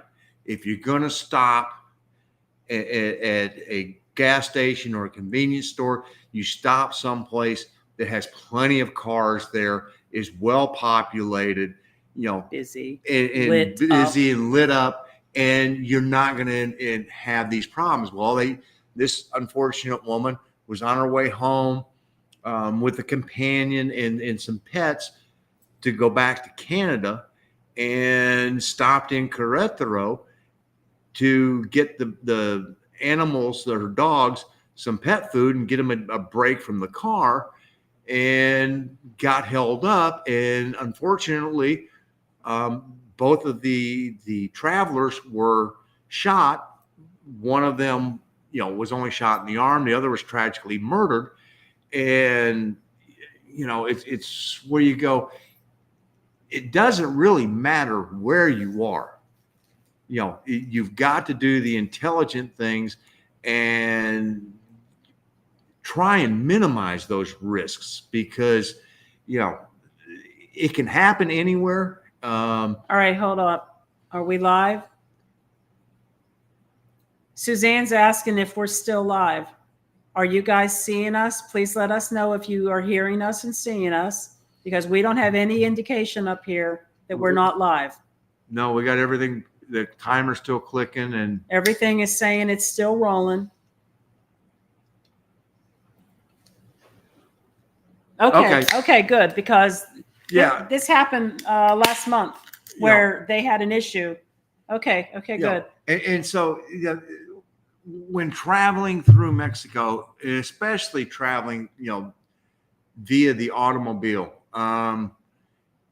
you constantly are on the lookout to go, it's personally, when it comes 3:30, I'm looking for us for, not looking, because I already have the places picked out before we even leave, because I have a plan. We plan it from, all right, we're going to go to, like when we leave next Saturday, we're going to go to Merida. Well, I've already got the automoteles, the top 3 in the same area. This is my number 1 choice. This is number 2, and this is number 3.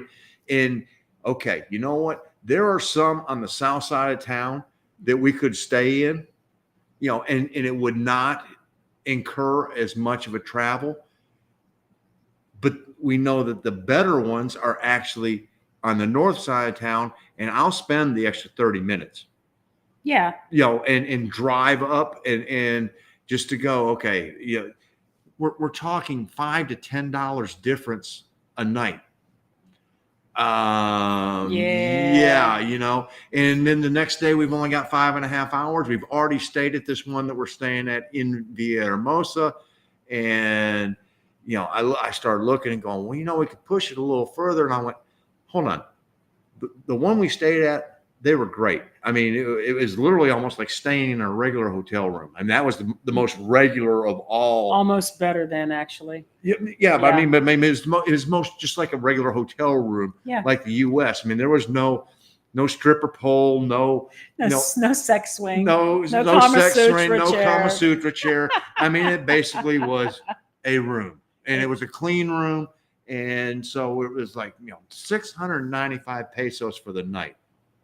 Yeah. Okay. But I want to take time. I would answer my response, except I don't have enough information on it, but I will look this up. I did see some stuff come up on Google about a spinal injury. So thank you for the question, Jesse. And I would like to give you a response, but I really need to read up more on it. Yeah. So, but I appreciate you bringing it up. Thank you.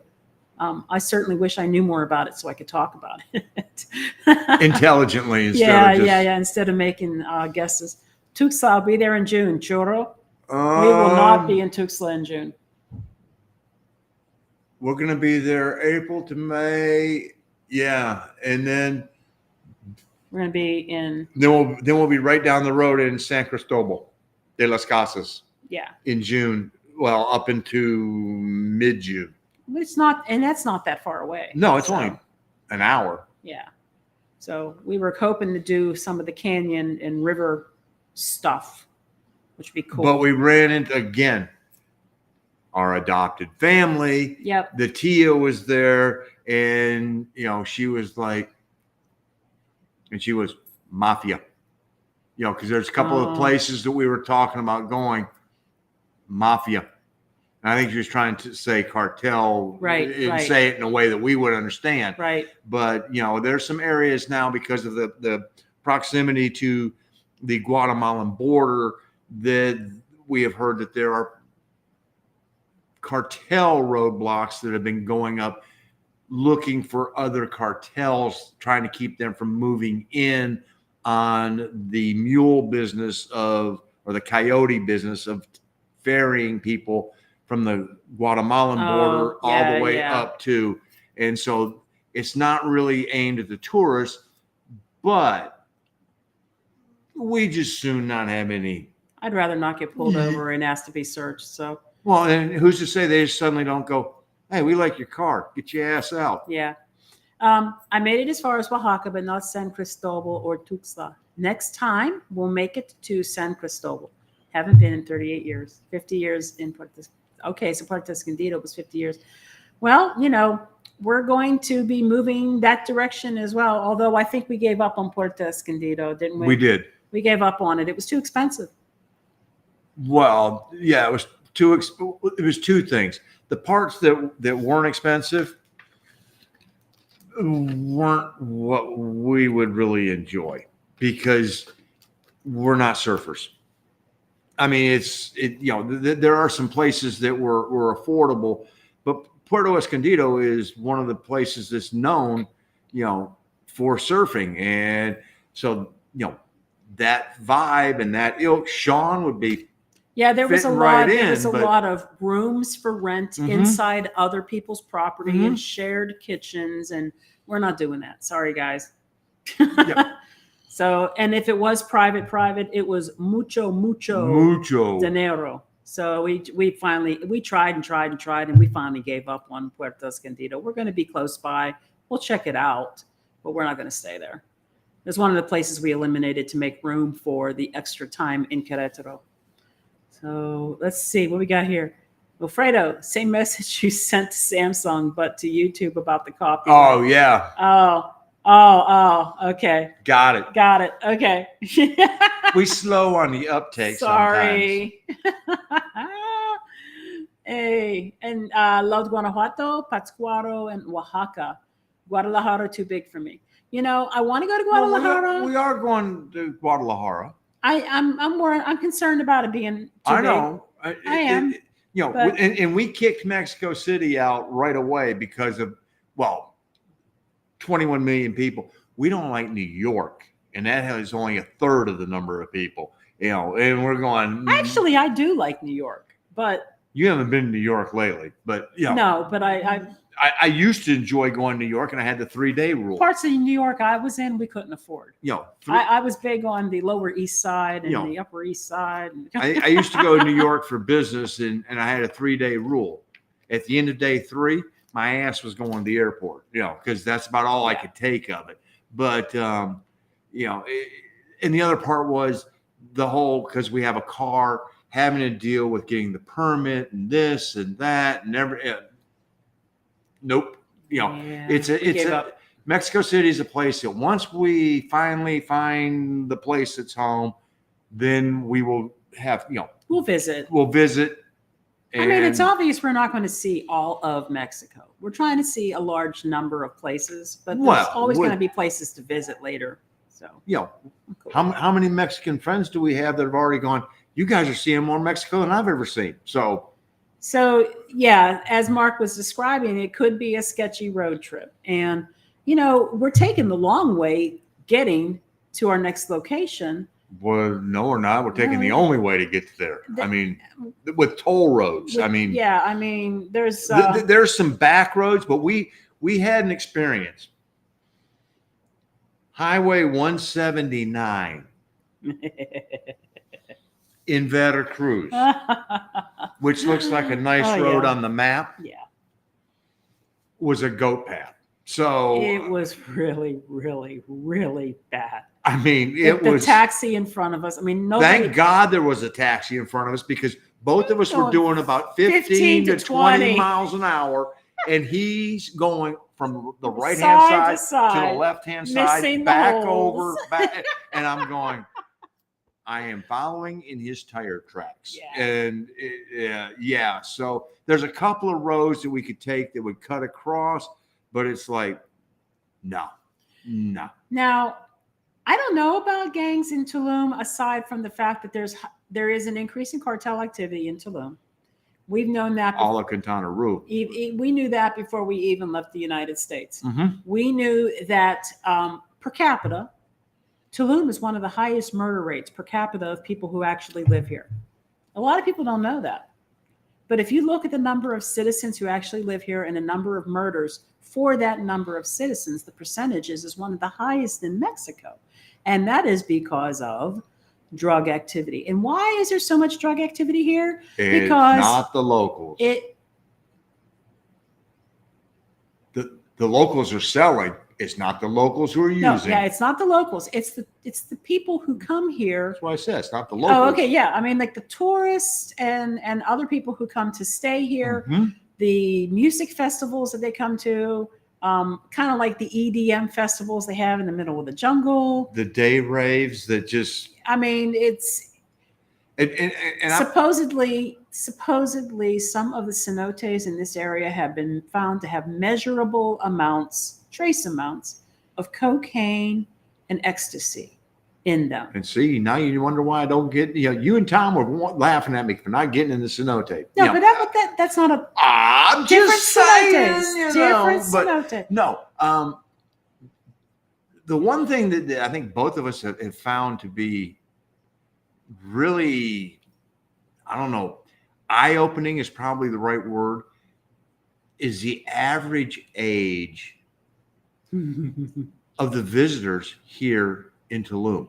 They got to be like mommy and daddy's. I don't know paychecks. how I don't know how they're paying for it, but No. Okay, and Jeannie goes, well, it's spring break. We've been here. We're going to be here 7 weeks. Yeah. Spring break is not 7 weeks, and it's been the same demographic in age range the entire time, and I'm just like, how are they affording to be here? And of course, as we get older, everybody looks younger than they are to us. You know that. I understand that. I mean, they may be 25, 30 years old, and they look like they're 16 to us. Okay, just saying. But if they're 25, still. All right, well, but there's definitely a difference. There's a division. There's older people like us, people who are probably in their 50s, 60s or older. And a good number of those people are very bohemian. And then there's this age bracket that's definitely either college age or young professional. Also looking a little bohemian sometimes. Not sometimes. Okay. Most of the time. But it's like there's this division. There's like nobody in the middle. It's a little weird. It's a little weird. The people watching here has been interesting, for sure. Yeah. So apparently the increase in those type of people has been an increase in the desire to purchase drugs, which then now we've got a supply and demand issue, which brings in an increase in cartel activity and an increase in gangs. If you built a gas station and it was 100 miles from the closest road, you would not sell gas. You only are going to put the gas station where the cars are going by to buy the gas. So apparently, I'm going to this music festival and I'm a part of a fan club and group that goes to this festival every time they have it. And the amount of chatter about how somebody can bring in their hashish oil and their drugs. And everybody's like, no, don't. You can just buy it from your bellhop. That's exactly what people do when they come to Riviera Maya. They go ask their bellhop or their bartender or a waiter, where can I get some weed? I even read today that if you want the good stuff, don't ask for weed, ask for exotica. Or and you guys know me by now. These dumbasses, the older I get, the more I become Red Foreman. If you don't know who Red Foreman is, go check out that 70s show. Dumbass. are on social media telling each other, oh, I was down there 2 weeks ago and I didn't finish all my stash. So I buried it by bush here, by building number 4, the 5th bush down on the back side. I dug a hole. So if anybody wants to use up my stash, it's right there. One of the things I heard today is edibles. Just say it's your gummy vitamins.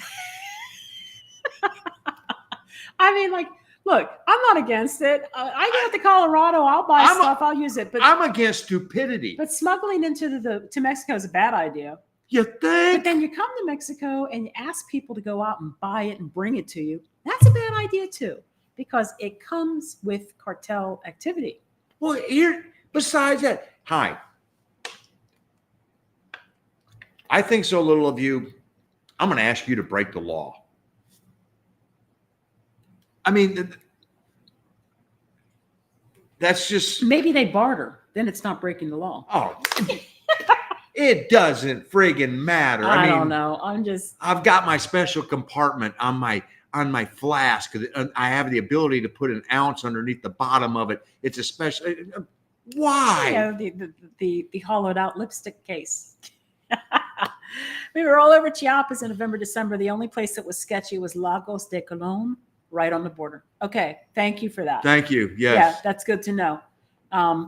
Good, because I mean, I want to go out and I want to do like the canyons and everything, and I don't want to be running into like sketchy areas and being tied down where we can't go anywhere. No, so. and the best part is Jose Luis has an aunt that lives in Tuxtla, and so we can always reach out to Jose Luis and go, hey, what's your aunt telling us? And Sí, se comen on El Chiflón, and hope I'm saying that right, Chiflón and Sumadero Canyon were awesome. Oh, yes. Yeah.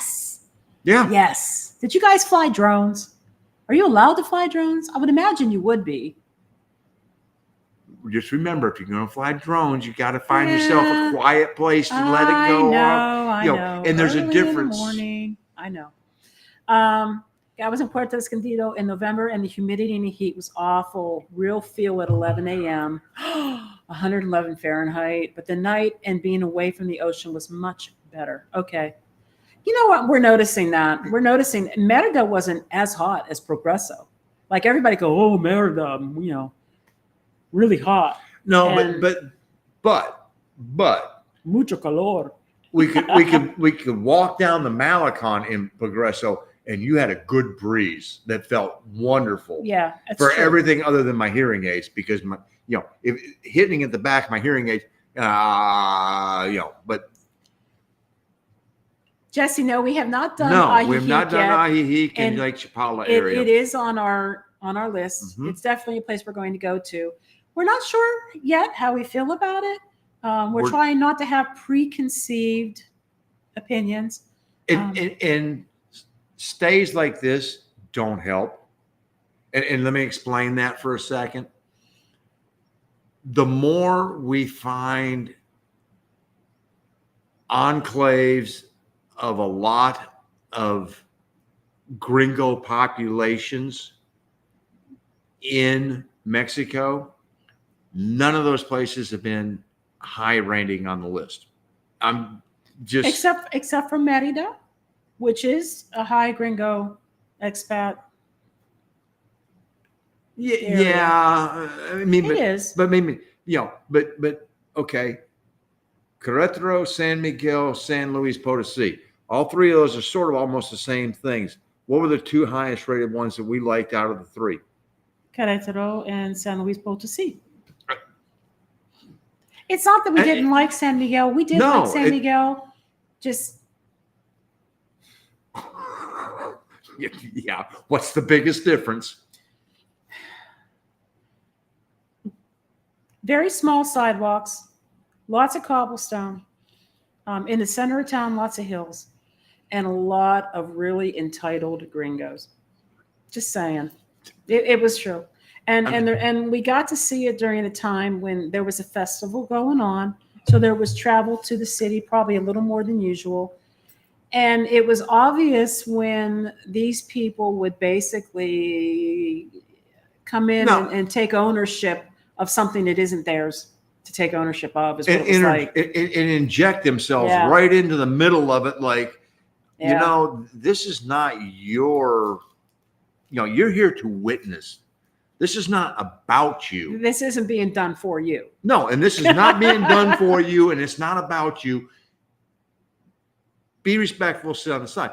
And you know, the other way of looking at it is when we were in Querétaro, in Centro, Totally different.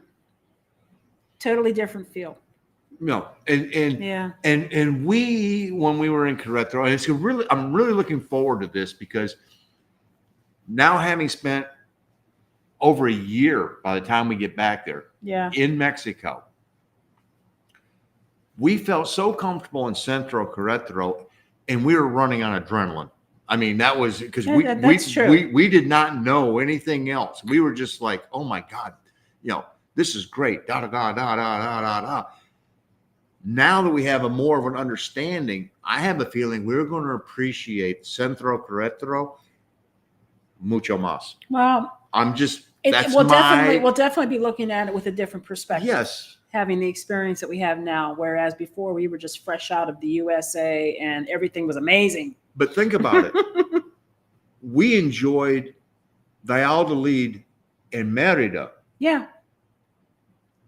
And those were similar vibes. And as we've gone along, the more we are able to immerse ourselves into the culture Mhm. and its true Mexican culture, we enjoy it even more. And so I got a feeling when we get back to Querétaro, it's going to be, oh my God, we're going to be like, oh, this is going to be But interesting. I'm looking forward to visiting Lakeside. I mean, Mhm. we had thought about staying in Jocotepec, and We were going to do 3. We're going to do Jocotepec, Ajijic, and Chapala. and we whittled it down to just 2. We figured Chapala and Ajijic are so close together. And then could we just condensed the time because Yeah. originally we were going to do 5 months there and went. And then when we decided to do 6 months Querétaro, something had to lose time. So we started stealing time from here, stealing time from here.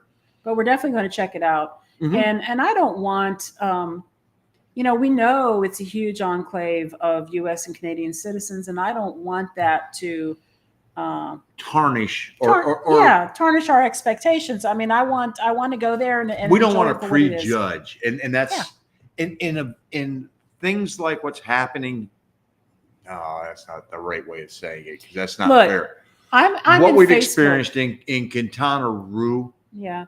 We're trying not to have that set the expectations of what we expect to occur in Ajijic. The difference being what we're experiencing in Quintana Roo is tourism.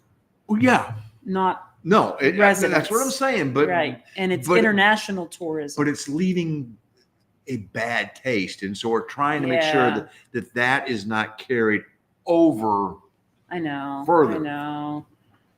But yeah, I'm looking forward to it. I want to check it out. It's definitely been on our list. Cigar bar. And they got a cigar bar because that's important. Oh my gosh, guys. What time of the night do you stop driving? We try to get off the road before the sun is gone, basically. Usually we try to make trips that are like 6 hours or less. If it's going to take longer, if it's like an 8-hour day, we're up at the crack of dawn and we're on the road as soon as the sun comes up. But we try to get off the road before it gets dark. And that's for 2 reasons. One of them is I'm sure a lot of you will agree. Some of the worst times of the day visibly, for visibility on the road is dusk. It's not quite dark yet, but it's dark enough and you can't see stuff. And it's those topes. They're the worst. They're the worst when you don't see them coming up. And you don't want to hit one at 40, 45 mile an hour like we did the one day. It'll destroy your car. So yeah, we try to get off the road before it gets dark. And we never stop any place. If we are on the road and it is dark, maybe we drive up, for example, and stayed in PDC for the day, so we could spend time with Familia Mortera. It was dark when we left, but we only had like a 40-minute drive to get here, and we've done that drive numerous times, and that was about the only difference. A couple times we did airport runs, different places, and we knew those drives as well. Yeah. So when we're driving someplace that we don't know, like if it the upcoming trip, 3:30 is my ideal stopping time, because that or arriving in the city that we're going to spend the night at 3:30, maybe 4, somewhere, 3:30, 4 o'clock, but somewhere in there, because invariably, if you're going to try and navigate as an English speaking person with a Mexican GPS system, you better add an hour, because you're going to get lost. It's going to happen. I mean, we found ourselves in a city that we know, in Querétaro. We ended up in a barrio that was so steep, and the roads were so narrow. Yeah. And this is a town that we have. And folks, I don't mean to brag. I'm a human GPS. I mean, I am very good. If I have driven something one time, she goes, "Do you need me to put the GPS on?" No, because I know where I'm going. And we ended up in this barrio, and it took us 45 minutes. And I mean, we were going up roads, and the car went, "No, you're not." The roads were so steep, the tires were spinning out. Yep, you that bad. Back your bad boy all the way back down the road and find another way out of here. I mean, it was so 3:30 to 4 o'clock, because you need that time, and we also want to get in there. A couple of reasons.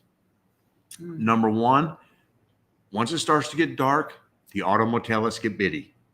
Bitty. They get bitty. They get bitty. I mean, they start lining themselves up to knock some boots. So that is true. We've been in places where the line was lining and up. So at you 3 a.m. Yeah, you want, or later, and you want to be in your room going, "I'm not sitting down that line." So all right. So there we go. All right, Tom. You were really like Guadalajara. It doesn't feel that big at all. And remember, Chapala, Ajijic are really close. Yeah. Yep. Tlaquepaque, which is part of Guadalajara, is the best for eats, beer, and mariachis. Awesome. And I saw your other she likes 2 of the 3. And boy, am I old. Whatever happened to Acapulco Gold? I don't know, man. I think it went out with It went out with Sensimilia. Did I'm just. Oh my God. Oh yeah. They got so many names now. So many names. Yeah, and then that goes back to we got the purple. Oh man, this is some good stuff. What is it? Labrador. Labrador, man. I never heard no Labrador. Where do you get Labrador? Oh yeah, my dog ate my stash. I had to follow him around for 3 days to get it back. God. Anyway, the number of names that are out there now, I can't even keep up. The only ones that ever stick in my brain that I remember is there's one with the name Orange in it, and I know, of course, there's Purple Haze, there's Purple Crush, I think, and there's Black Widow. Black Widow, I know, is an indica. I don't like indica. I'm a sativa person, but the point is, there's too many, and they all smell like skunk. Every damn one of them. Hey, nature lover. Hola. Nice to see you. Thanks for coming tonight. And so Mexico needs a president like the one they have in El Salvador, Nayib Bukele, to clean all the Mexico gangs and cartel. If we knew more about Mexico's political history, we probably could comment on that with some sort of knowledge, but we don't. But what we do know is part of the issue they're having right now is because they tried to get rid of some of the big guys. And when they got rid of the big guys, then all the small guys came in and started battling each other. I don't know what they're supposed to do. What are they going to do? The only way that this is won, it's like trying to deal with the mafia back in the 50s, 60s, and 70s.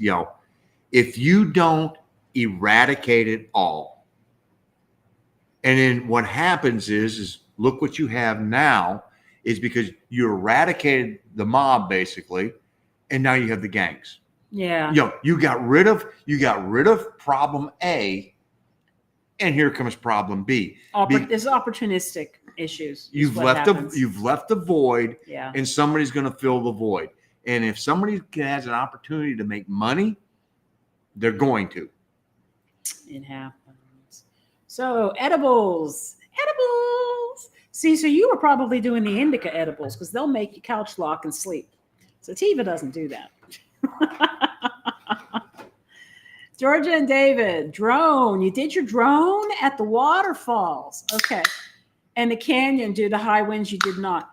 So yeah, I could see that the canyon would funnel the winds. It would be like walking in New York City or Chicago where the winds are just whipping on the streets. I get that. Or trying, I mean, yeah. You think about you flew the drone in downtown Querétaro.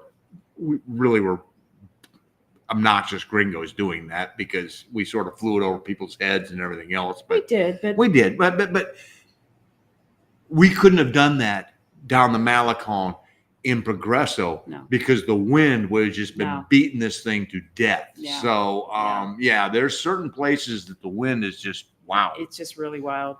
And so there you're welcome, Suzanne. That is how we want to know how they afford it too. Mommy and daddy. I don't know. I don't know what they're doing. Maybe there's just a lot more richer people in the world than I ever imagined. I do not. Nature lover, gracias for your honesty on San Miguel. Entitled gringos are what most of us want to avoid.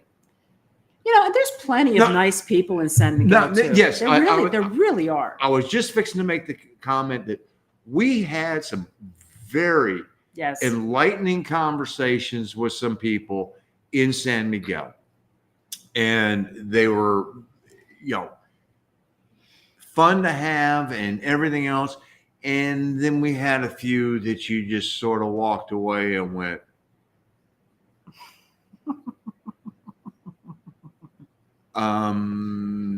that's why we moved down here, was to avoid that. They forgot to leave that at the border. So that's as far as I'm going. Can you do something about that? Thank you. Mark's got some rancid slippers. Oh, stank. My biggest worry moving into another country is that I'm single, and it seems like finding a tribe would be easier in gringo areas just because we're in the same boat. That's nothing wrong with that thinking. A lot of people do that. It's a soft landing. I mean, honestly, that is a discussion that we had before we came down here, and it's a discussion that we also have ongoing as we travel the country, because what we're really finding is that the biggest common denominator in all the locations that we're coming across is that the people are great. I mean, when it comes to dealing with the Mexican nationals, but finding a way of having that support staff. And people want to know, okay, you're going to Querétaro for 6 months. Does that mean that ultimately that's going to be your choice? Well, let's put it this way. They've sort of got a leg up on just about everybody else, with maybe the possible exception of San Luis Potosí. And the real difference is that there's people like Lise, Romy, Arlene, Anivet, Cesar, Raul. The list goes on. The list goes on and on. Suzanne, and Mariana. I mean, the list just it keeps going, and so you go. There's people that you have that you can reach out to that you don't feel like you're totally on your own, and that you're not out there in a lifeboat in the middle of the ocean all by yourself. Yeah. And so that's. I just wanted to mention, I wanted to say goodbye to a couple people that were dropping off. So, you know what? If you're still on, adios, Wilfredo and Cindy. Thank you for joining us tonight. I know we're over 2 hours right now. So, yeah, Suzanne, those are the people that you find DOA in the bathtubs, you know, sometimes. Yeah. Yeah. Get bitty. Yeah, we're getting bitty. Hey. What do you think they do in the auto motels? They get bitty. They get bitty? All right. All Yeah. right. All right. Hola, Caro. Thank you for joining us. Okay, so let's see. After the music festival, which is 5 days, 4 days. 4 nights. 4 nights. Okay. They consider day one as the first day. So 4 nights, 5 days. And we're going to be back here for 5 more, right? Yeah. Monday through Friday. So in about 10 days, roughly, we're going to be heading to the next destination, and that will be Tuxtla Gutierrez. But we're taking 3 days to get there. But we're taking 3 days to get there. We're taking the safest roads, and we're spreading it out for short drives so we can stay at motels along the way. Yeah, I could make it in 2 with no problem, and not even be driving at night. But I'm so sorry. Oh, Suzanne. Hey, Sensimilia, man. Okay. You know where that comes from. Oh, no. Anyway. Caddyshack. Oh, that's right. That's right. That was.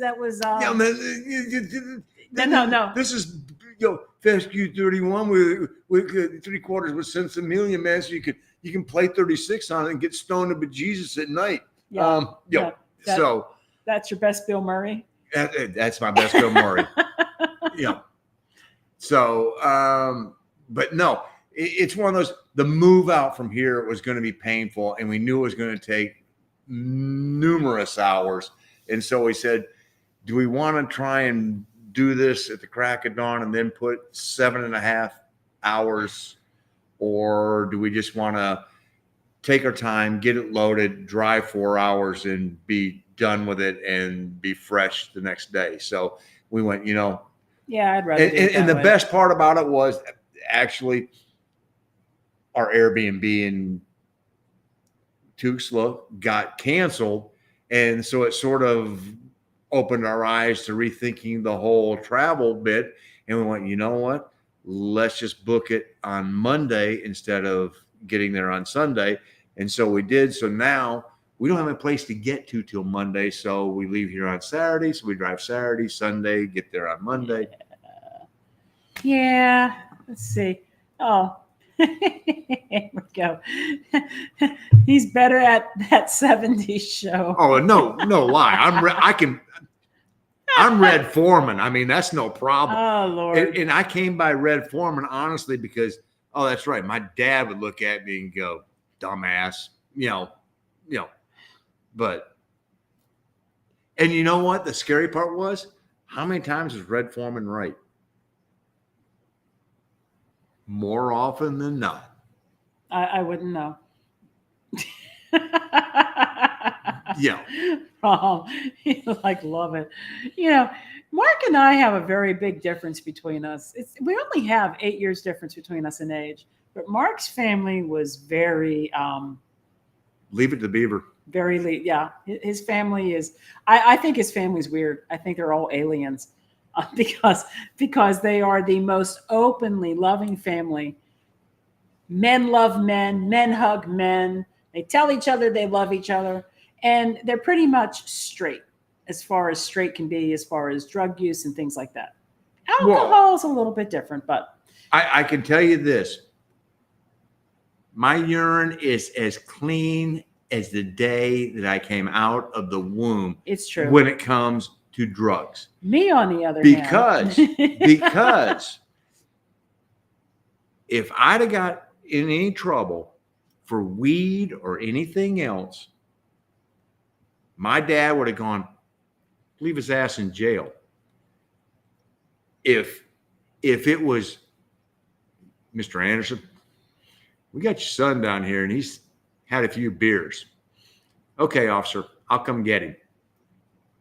Because he knew he couldn't have that argument with me and go, what are you doing drinking a few beers? Huh? Where do you think I learned that? Yeah. But if I'd have done drugs, he'd have been, leave his ass in there. So, and then I had one of the most dysfunctional families that ever existed on the planet. And it also included lots of drug use. So I got exposed to a lot of stuff. So we're so very polar opposite on those issues.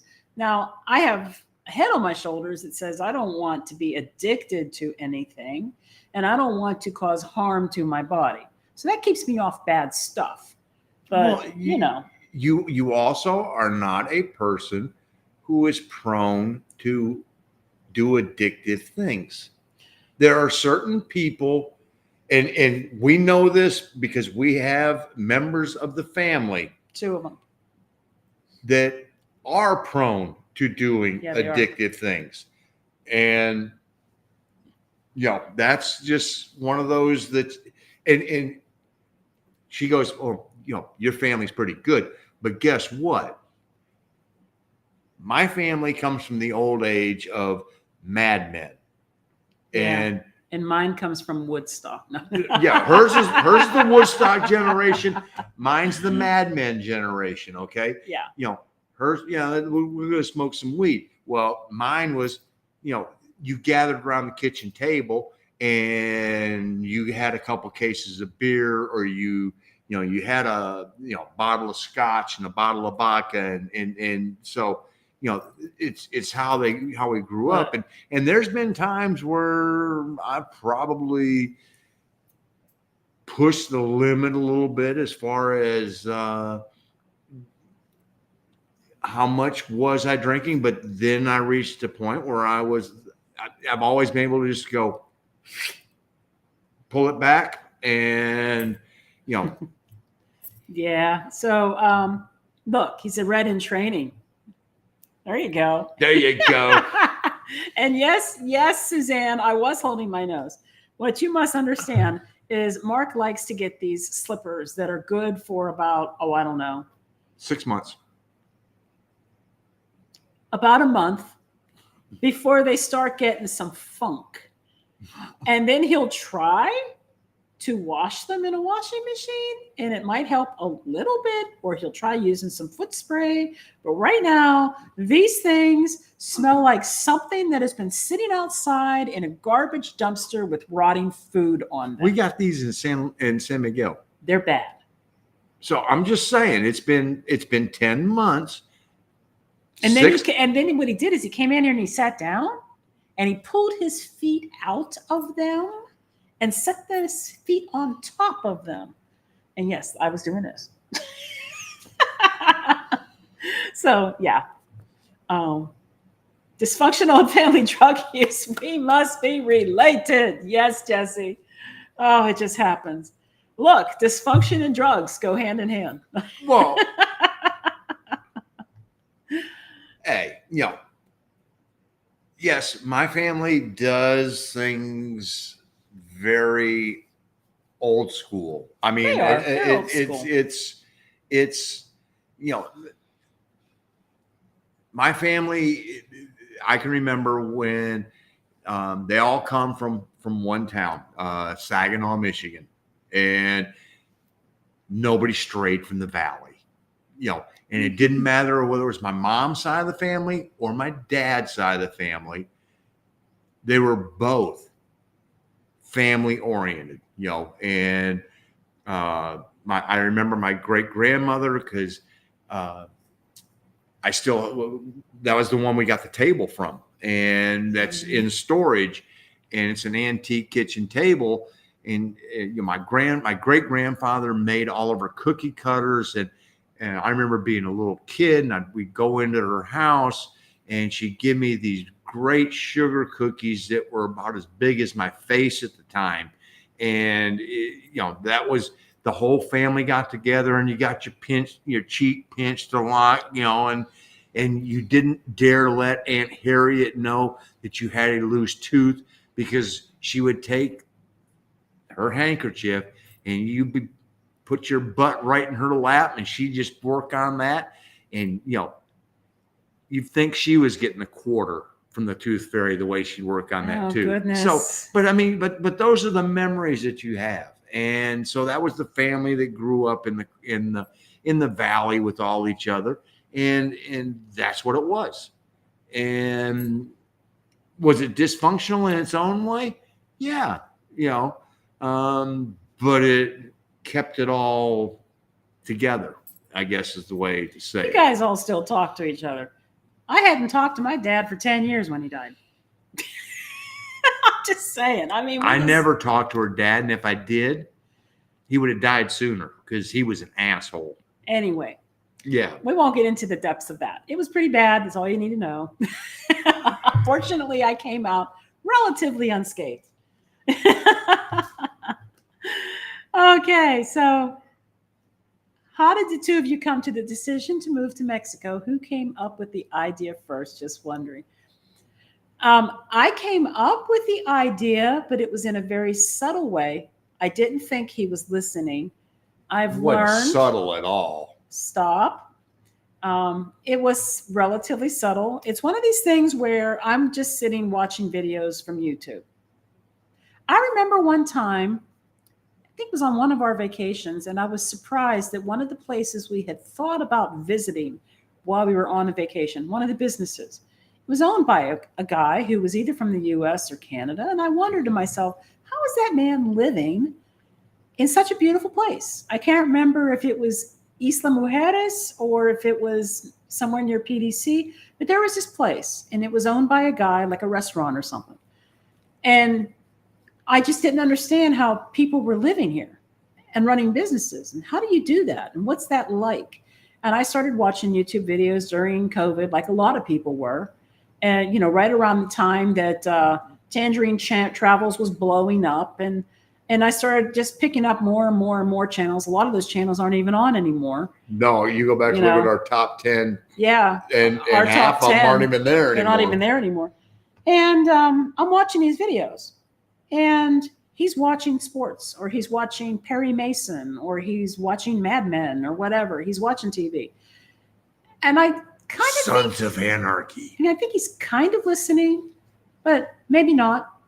And I'm saying things to him like, wow, look, this lady just shared her monthly budget. Look at what she's spending. Look at how much it costs. People actually live there like that. She's living on Social Security. Oh my goodness, I can't believe this, right? And, at the same time, he's talking to me about wanting to retire early. Financially speaking, it wouldn't have made much difference in our budget if he waited or retired early, because when you get your Social Security, you can still work part-time for so many hours. So the money wasn't going to be a thing. But, he's retiring. And I'm like still working. And so I start looking to see, how can we do this? And he doesn't really bite on things right away. He doesn't. I've learned to plant a seed and let it go, see where it goes. And then one day we're at a block party, and our neighbor, his name is Carlos, I believe it was. Mm-hmm. Yeah. Yep. Our From neighbor Monterrey. from Monterrey. He's at the block party, and we're just sitting around eating, drinking. And then all of a sudden he blurts out, We're retiring to Mexico. I'm like, what? I hadn't heard him say that at all. Not even an inkling. And he's just all of a sudden telling our neighbor that we're going to retire to Mexico. Really? And that was it. Well, I didn't need to discuss it with you because you had been doing the this is what I want to do. This is what I want to do. This is what I want to do for about 9 months. So, and I never said that. No. You were saying it subtly, Yeah. by watching all the videos, I was watching which I'm videos. going subtly, But what she doesn't know is that, when I was in the Navy, we went and visited. I was on a minesweeper, and we went into Tela, Honduras. And there was a retired senior chief petty officer who ran a hotel and restaurant in Tela, Honduras. And, he's living off of his retirement, and he's got this hotel and he's got this restaurant. And we're probably some of the first, American sailors that he has seen in Tela, because it's not a place where most ships are going to go. It's one of those places where, okay, thank God we were on a boat, because at 173 feet, 11 inches long, their pier could handle us, and the Honduran army met us on the pier with their, AK-47s and the whole 9 yards. And it was a great visit. We had a blast. But I met this guy, and he was sitting there, and we were getting absolutely hammered, and it was one of those where there was like 6 or 7 of us from the boat that were there, and he goes, "Each one of you give me $10." We're like, "What?" "Yeah, give me $10. Each one of you, give me $10." And so, okay, all right, senior chief, here you go. So we all give him the money. We ate, we drank, we laughed our ass off for 2 days on $10. Places to sleep up in the hotel. And he was living his best life in Tela, Honduras. And so I already knew that, yes, it could be done. And he was going, "Man, Mark, I am having the best time of my life living down here, and I'm not having the stress." So, yes, she introduced it, but I'd already been introduced by the senior chief down in Tela, Honduras. And so then it was just, and I'm a processor. I've got to think about things, and I got to put all the pieces of the puzzle, and they all got to fit the right way. And if they don't fit, then I've got to sort of do the okay, how do we manipulate? Like I said, plant a seed, let it grow. It's it's like reading Hercule Poirot on a mystery. How does Hercule Poirot solve a mystery? The gray cells, mon ami. Tout à l'heure. You got, the greatest way of working is by the gray cells, and put the pieces of the puzzle. And then when it all fits together, you know how it works. And that's, and then once that was said, then it was sort of, okay, the governor's off now, go. And we, create a spreadsheet, boom, boom, boom. Yeah. Thanks. I'm glad that you enjoy that. And yes, nature lover. That's right. Wrapping it up early. Yeah. It's the way to go. And the block party. I mean, yeah, he floored me. I'm sorry. It's one of these things. I wasn't expecting him to say that. I thought there'd be resistance, just because he's really big on safety, and he is far more engaged in watching the news and keeping up on events going on around the world. There are places in this planet that he will never go to. It doesn't matter how famous they are, how amazing the monuments might be. There are places in this world that he will never step into, ever, because of safety issues. I've got friends that have gone places that he will not go. So I know that if he didn't think it was safe, we wouldn't be here.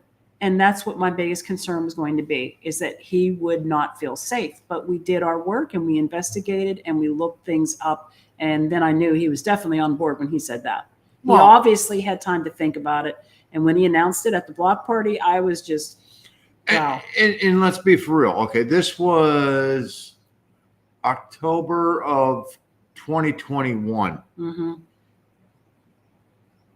Is that right? 2021. And what was starting to transpire in the U.S., people were going, you can't live in Mexico. It's not safe. Oh my God. And in 2021, I'm sitting here going, I'm looking around the Mhm. United States and I'm going, there's no damn difference. No. I mean, you know, I would tell people at work and they thought I was joking. I mean, for real. I was dead serious. They thought I was joking. yeah. Let me see here. Let's get to this. What you got going on, Tom?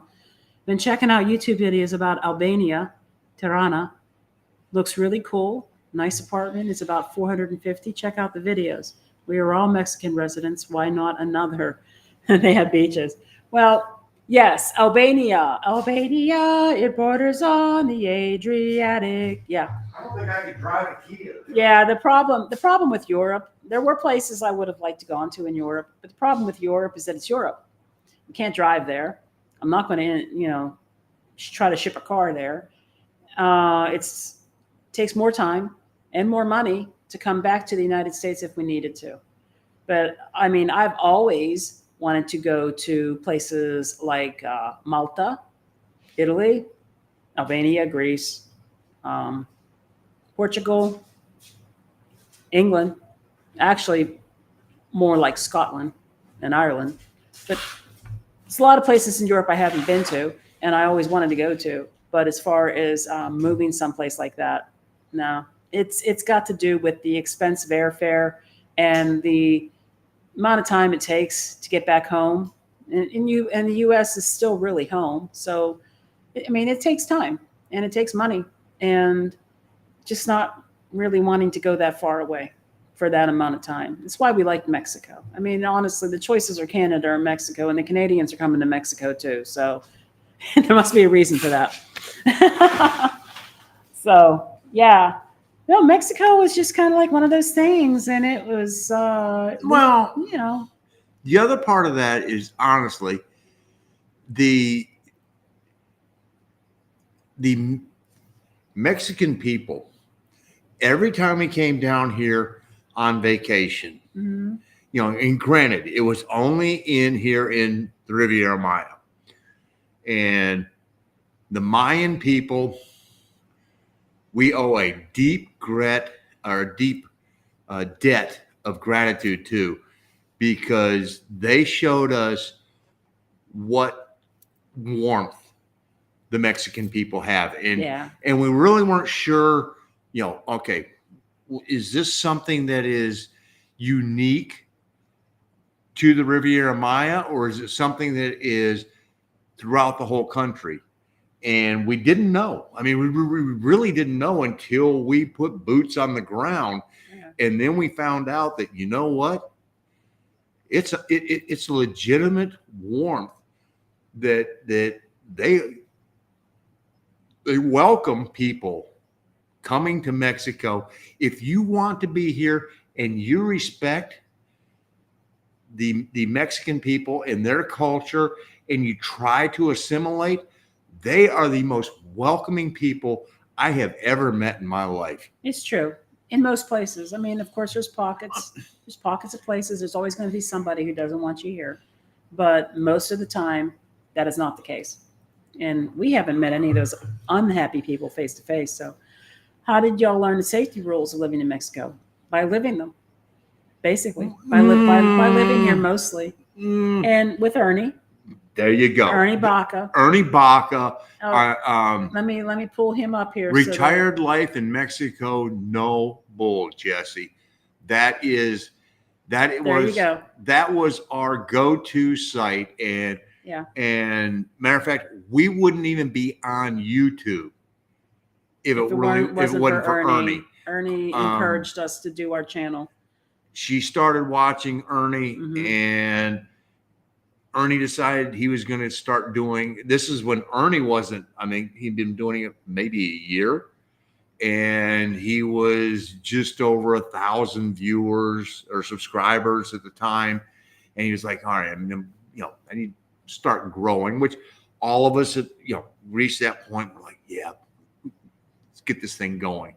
And Ernie was like, "I'm going to do a live," and he'd lined up some people who had moved to Mexico, and he went, "I need somebody.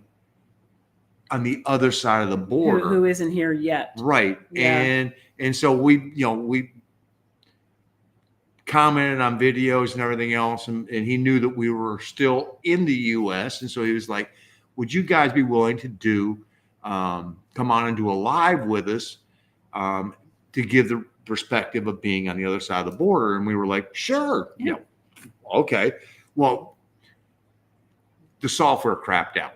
And so Ernie's doing the what he thought was a live, and it didn't go live. Right. And so it ended up being a 2-hour bull session, which you guys know us, doing hours of talking is not a problem. Why is Ernie a good person to do this? But so, he is the person that he is retired LEO, and LEO is law enforcement officer.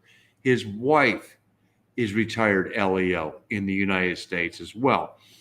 And he did service for the U.S. government inside of Mexico along with other countries. And so he has the contacts inside Mexico, outside Mexico, and he is not afraid to call a spade and go, you do not want to go down this highway. He's the one that told us, okay, you do not let your gas tank get below a half a tank. You start getting close to a half a tank, you start looking for a gas station. When you're looking for a gas station, you want to make sure that what you're looking for is a place that has lots of traffic. If you got to wait in line, you don't care, because the safety is in the numbers. And you don't drive at night because you don't drive at night because of the fact that there's so many things that can go wrong. There's topes, which that's, some of them are marked, some of them aren't, some are painted, some of them aren't. There's wildlife or domesticated animals. I mean, you can find cows and my horses on the God. highways. Yeah. We're talking toll roads, and there's a cow dead on the side of the road. or live standing right there that's grazing, and you're going, oh, he strolls out in the middle of the road. Well, at night, it's hard to see them. Yeah. Then you have the nefarious people who are trying to take advantage of you. And so it's just, most of the highways are not very well illuminated. Right. They're very dark. And we're not just talking about driving between cities. We're talking about driving in some of the cities. So, I mean, the tope that we hit at 45 miles an hour was about 1.5 miles from our condo. Yeah. Yeah. So I mean, ultimately, honestly, and even Ernie will say this, a lot of it just comes down to common sense.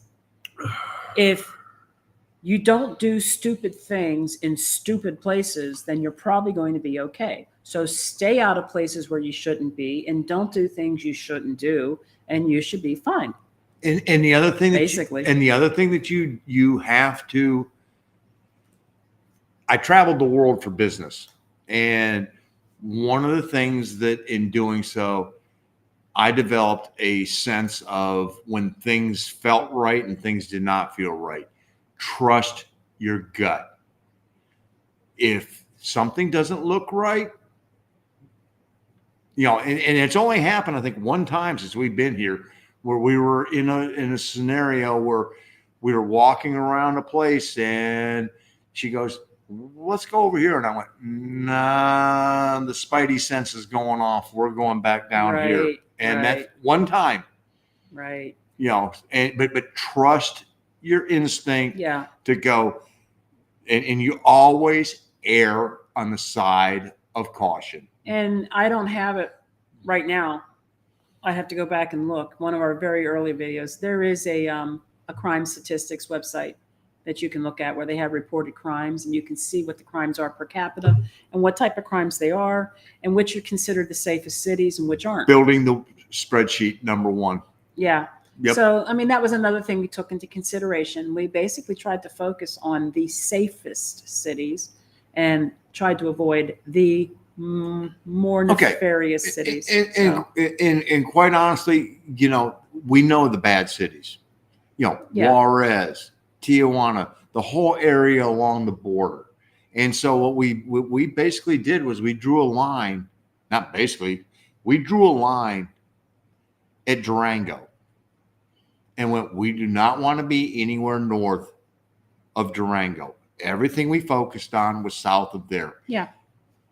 And that was it. I mean, that's how we did it, really. And then now it's just boots on the ground and experience and where we feel comfortable where we are. And I'll just say real quickly, I mean, Merida was so safe feeling that I walked alone at night. Oh, yeah. I walked alone at night. Not that I was that big of an asshole that I went. No, hey, he was sick. He wasn't feeling good.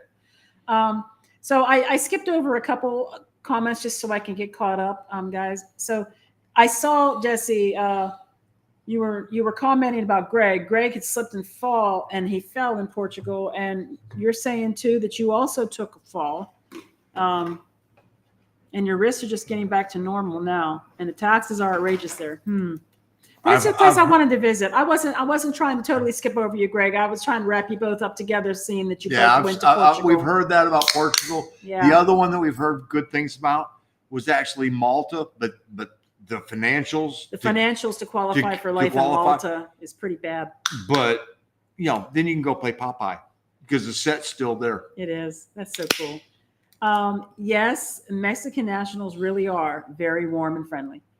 More so than anywhere else in the world that I have been, including the United States, Canada. Oh, God. France. It's not even close. France. I mean, England, and quite honestly, part of that also is when most of us travel, we tend to find ourselves in the bigger cities within those countries. And part of it is it's a big city attitude because the way that you would get treated in New York versus how you would be treated in Lancaster, South Carolina. Is night and day. Yeah. Just because, it's a big city. We are not going to Isla Mujeres. Now, we've been there. We've been there already, and it's more of a vacation spot for us. It's too hard for us to try to, get our car over there. Yeah. So we're not doing a stay in Isla Mujeres. I do like it there. Oh, we loved it there. Swimming with whale sharks, it would only be me. This man does not get in the water. No. I have an agreement. I made this agreement a long time ago. The sharks get the water. I get the sand. So far, they have held up their end of the agreement, and so have I. Let's see. Except for Saturday Night Live. And hey, thank you for being on here, Lisi. Good evening, and thank you for joining us. I hope you have a good night. Thank you. I'm going to skip over some of this. Let's see. Tom. Hey, Tom. I would never trade Mexico, and especially Mexican people. You guys know how I feel about the country. I love it, but want at least hang out a little in Albania. I can't wait to hear this. I mean, I just keep thinking of Coach on Cheers doing his GED night classes, and he sings the Albania song. Every time I hear it, that's what I think of. And let's see here.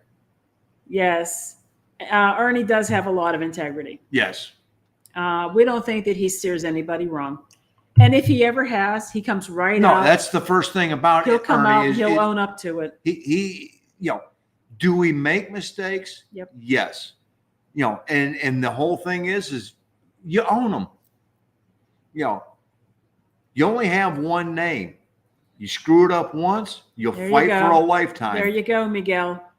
Women with children, backpacks on back, not on front, tells us all. There you go. I agree.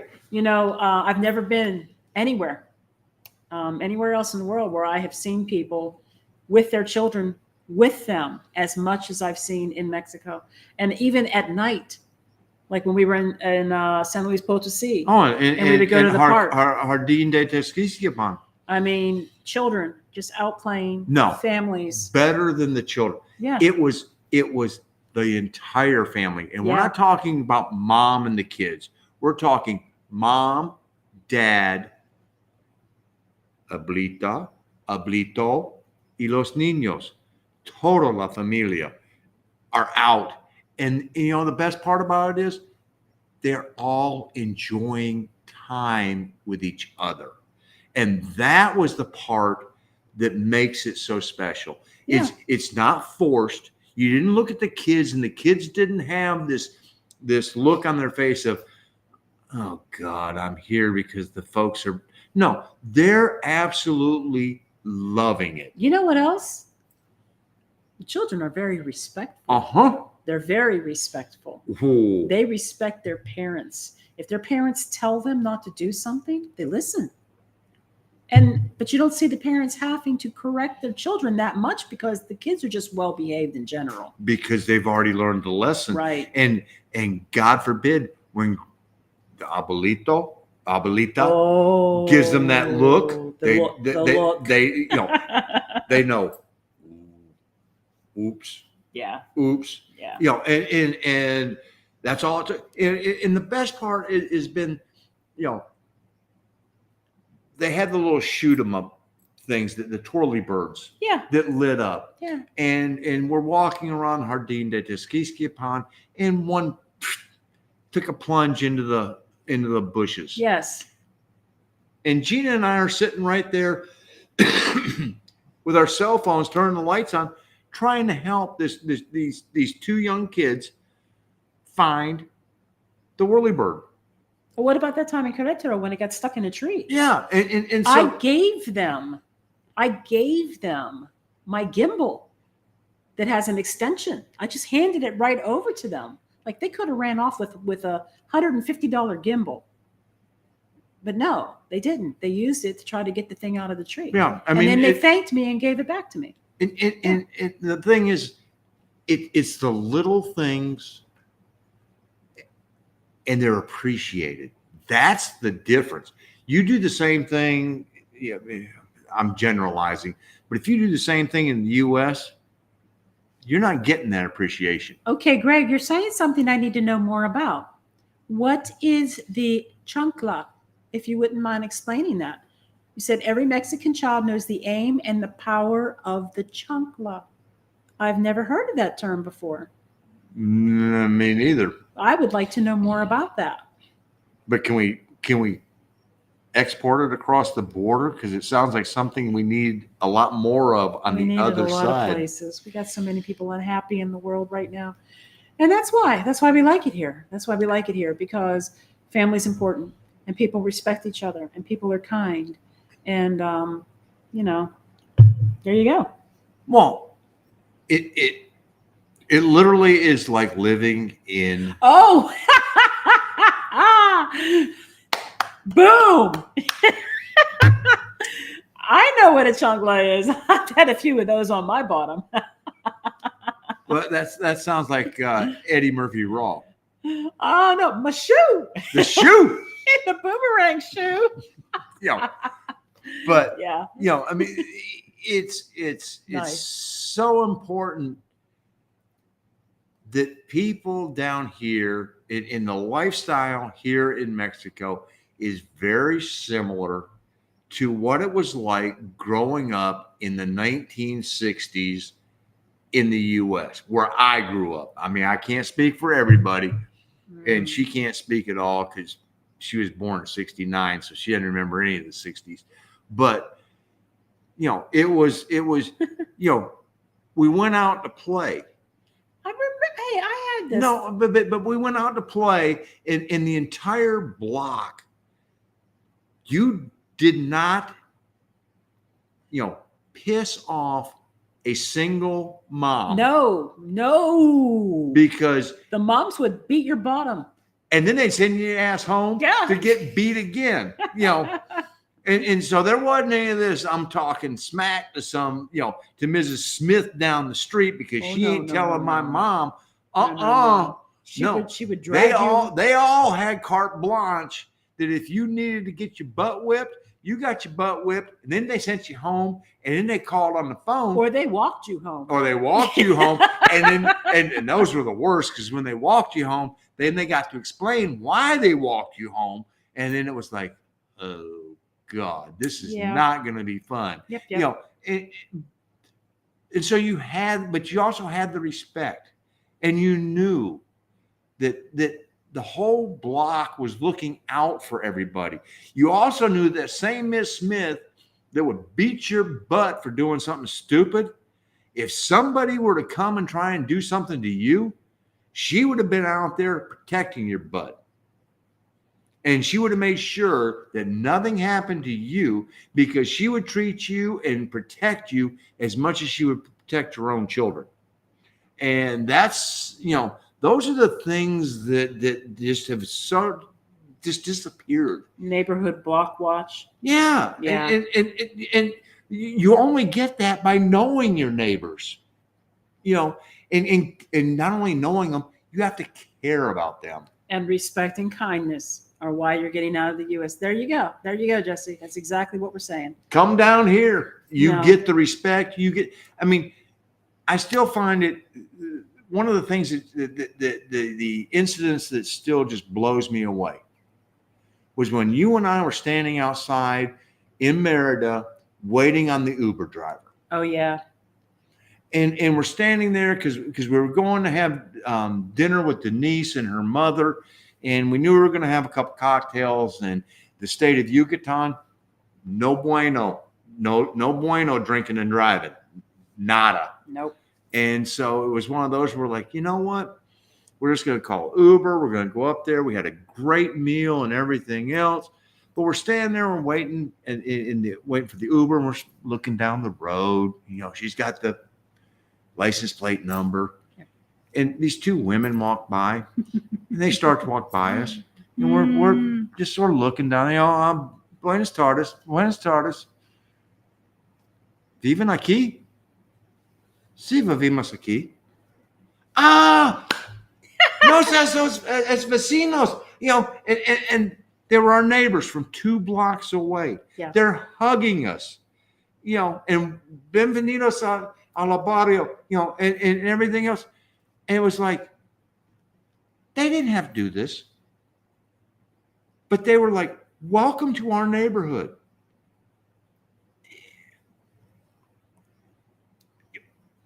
They could have walked right by, and if it had been the U.S., they would have walked right by.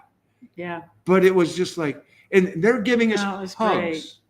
So, hey, thank you. Mexico living every minute. So, yeah, heard from single female friends in Mexico. It's really easy to make gringo friends here. Absolutely. Yes, it is. And we haven't had issues. If you're in a place where there's not a lot of gringo friends, you will find them.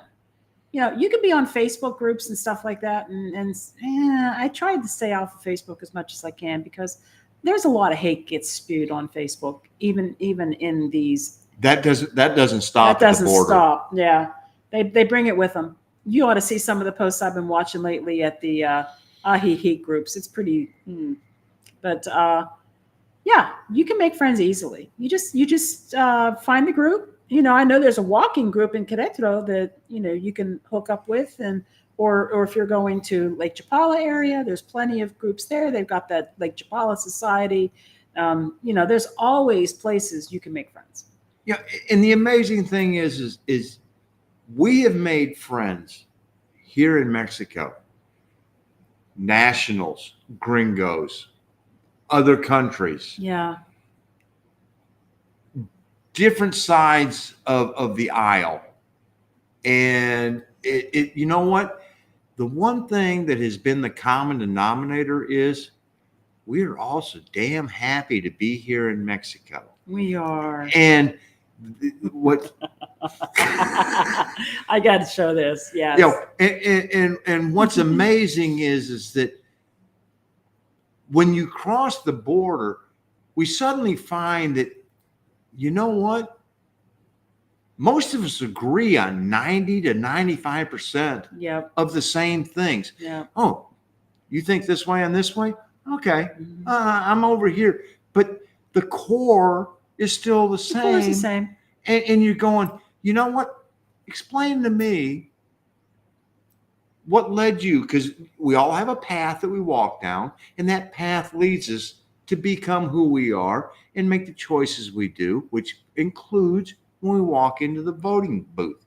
Yeah. And so explain to me the journey that led you to be here, and then shut up and use your ears, and you might learn something, Yeah. because what led them to make this decision works for them. And that, you know what works for you works for you, but you cannot expect somebody to give you the respect for your beliefs if you don't give the respect for their beliefs. No respect for you. I'm the respect Nazi. Yeah.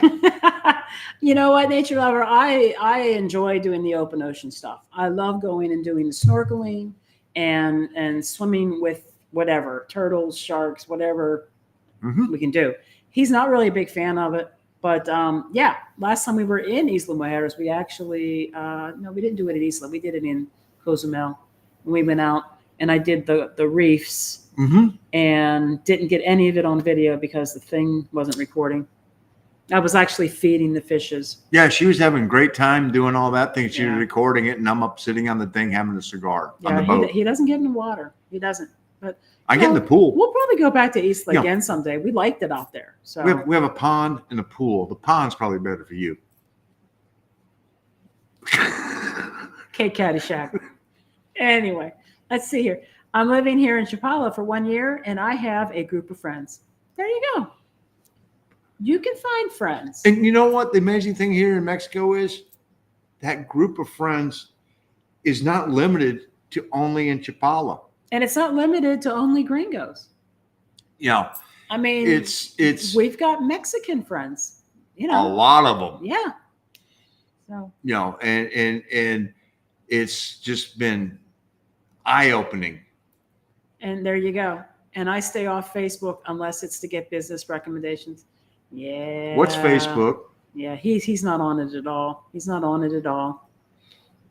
Nature lover, you catching up. The flip flop. That's it. You know, the closest I come to social media is this. Yeah. Yeah, this is it. My husband is like Mark. He doesn't do water and beaches. I enjoy water and boats. Let's leave the hubbies at the hotel and go swim with turtles and whales. Hey, you know, she never has to worry about where to find me because I am at the swim up bar holding court. Oh my God, it's true. He's like King Mark. I'm the mayor. He's the mayor. He's the mayor of the swim up bar. He's got an open session. You can come. It's converse. open. It's open to all. Come on in. Talk to us. Give us your beliefs. Honestly, Yeah. I know where he is. Like, why do we even go on vacation with each other? I don't even know. Because you go do your stuff. You were on the beach. I'm at the swim up bar. I mean, Yeah, I go do arts and crafts and make a burlesque and stuff like that. Okay, I did have to finally give up the volleyball though. I don't know why. My body was going. Oh, you okay. can't do that anymore. You were having a good time for a few years there with that. So we're going to wrap it up, guys, because it's been 3 hours, and I know for a lot of you that's a lot of time. That is a lot of time. And I'm going to get on here. I adopted my neighbor's kids. They're Mexican boy and girl, 5 and 6, are teaching me Spanish, and I teach them English. See, that's a perfect symbiotic relationship. The barter. There Yeah. we go. Symbiosis at its best. And everybody comes out ahead. That's right. I did find my rental on Facebook. I'm sure that We'll probably end up doing that eventually. there too. are some things that Facebook does have that are advantageous, but the negatives, from what I hear, No, he hears. There was a whole big drama going on with a couple of my friends yesterday, and it was just, oh my God, I can't even. Let me go get my popcorn. It's that kind of thing. why? And I don't want to get sucked into that. It was a lot of negative energy Why? going on. So, anyway, yes, thanks, guys. It's been 3 hours. We really should wrap this up. We can't go on forever, and we need to pack because we got a music festival to go to. Oh crap! I'm throwing some shorts, 2 swimsuits, a couple of shirts, and I'm done. Yes. In 2 weeks, we will be coming to you from Tuxtla. Oh, we hope so. Gutierrez. We don't know for that for certain. Let me just say, if the internet is good, we will be coming from the Tuxtla. plan. All right, let's places. The plan is that's what should occur. We don't know what the internet's going to be like in Tuxtla. Okay. And right now, I don't have the Starlink turned on. I can get it turned on. It shouldn't be an issue, and it should be active in a couple of days once I ask for that. But it's not on right now. Well, Elon wants his money. I don't have it turned on. So I don't know what the internet's going to be like there. So we can't guarantee that we can do another live yet. But we'll try. We will give it our best shot. 2 weeks. Thanks, guys. It's so nice to see you on here. Hope we didn't bore you. I know we talk, and sometimes it just goes nowhere. But and Tom, I'm going to do my best. I didn't do the pregame training with you this time before going to the resort, but I'm going to see if I can stumble through. Oh, Lord. Go UNC. Yeah, go UNC. Go UNC. Go. Woo! Yeah, I love my Tar Heels, but they went home. So, Oh, my. Okay. Adios, everyone. Hasta la próxima. Hasta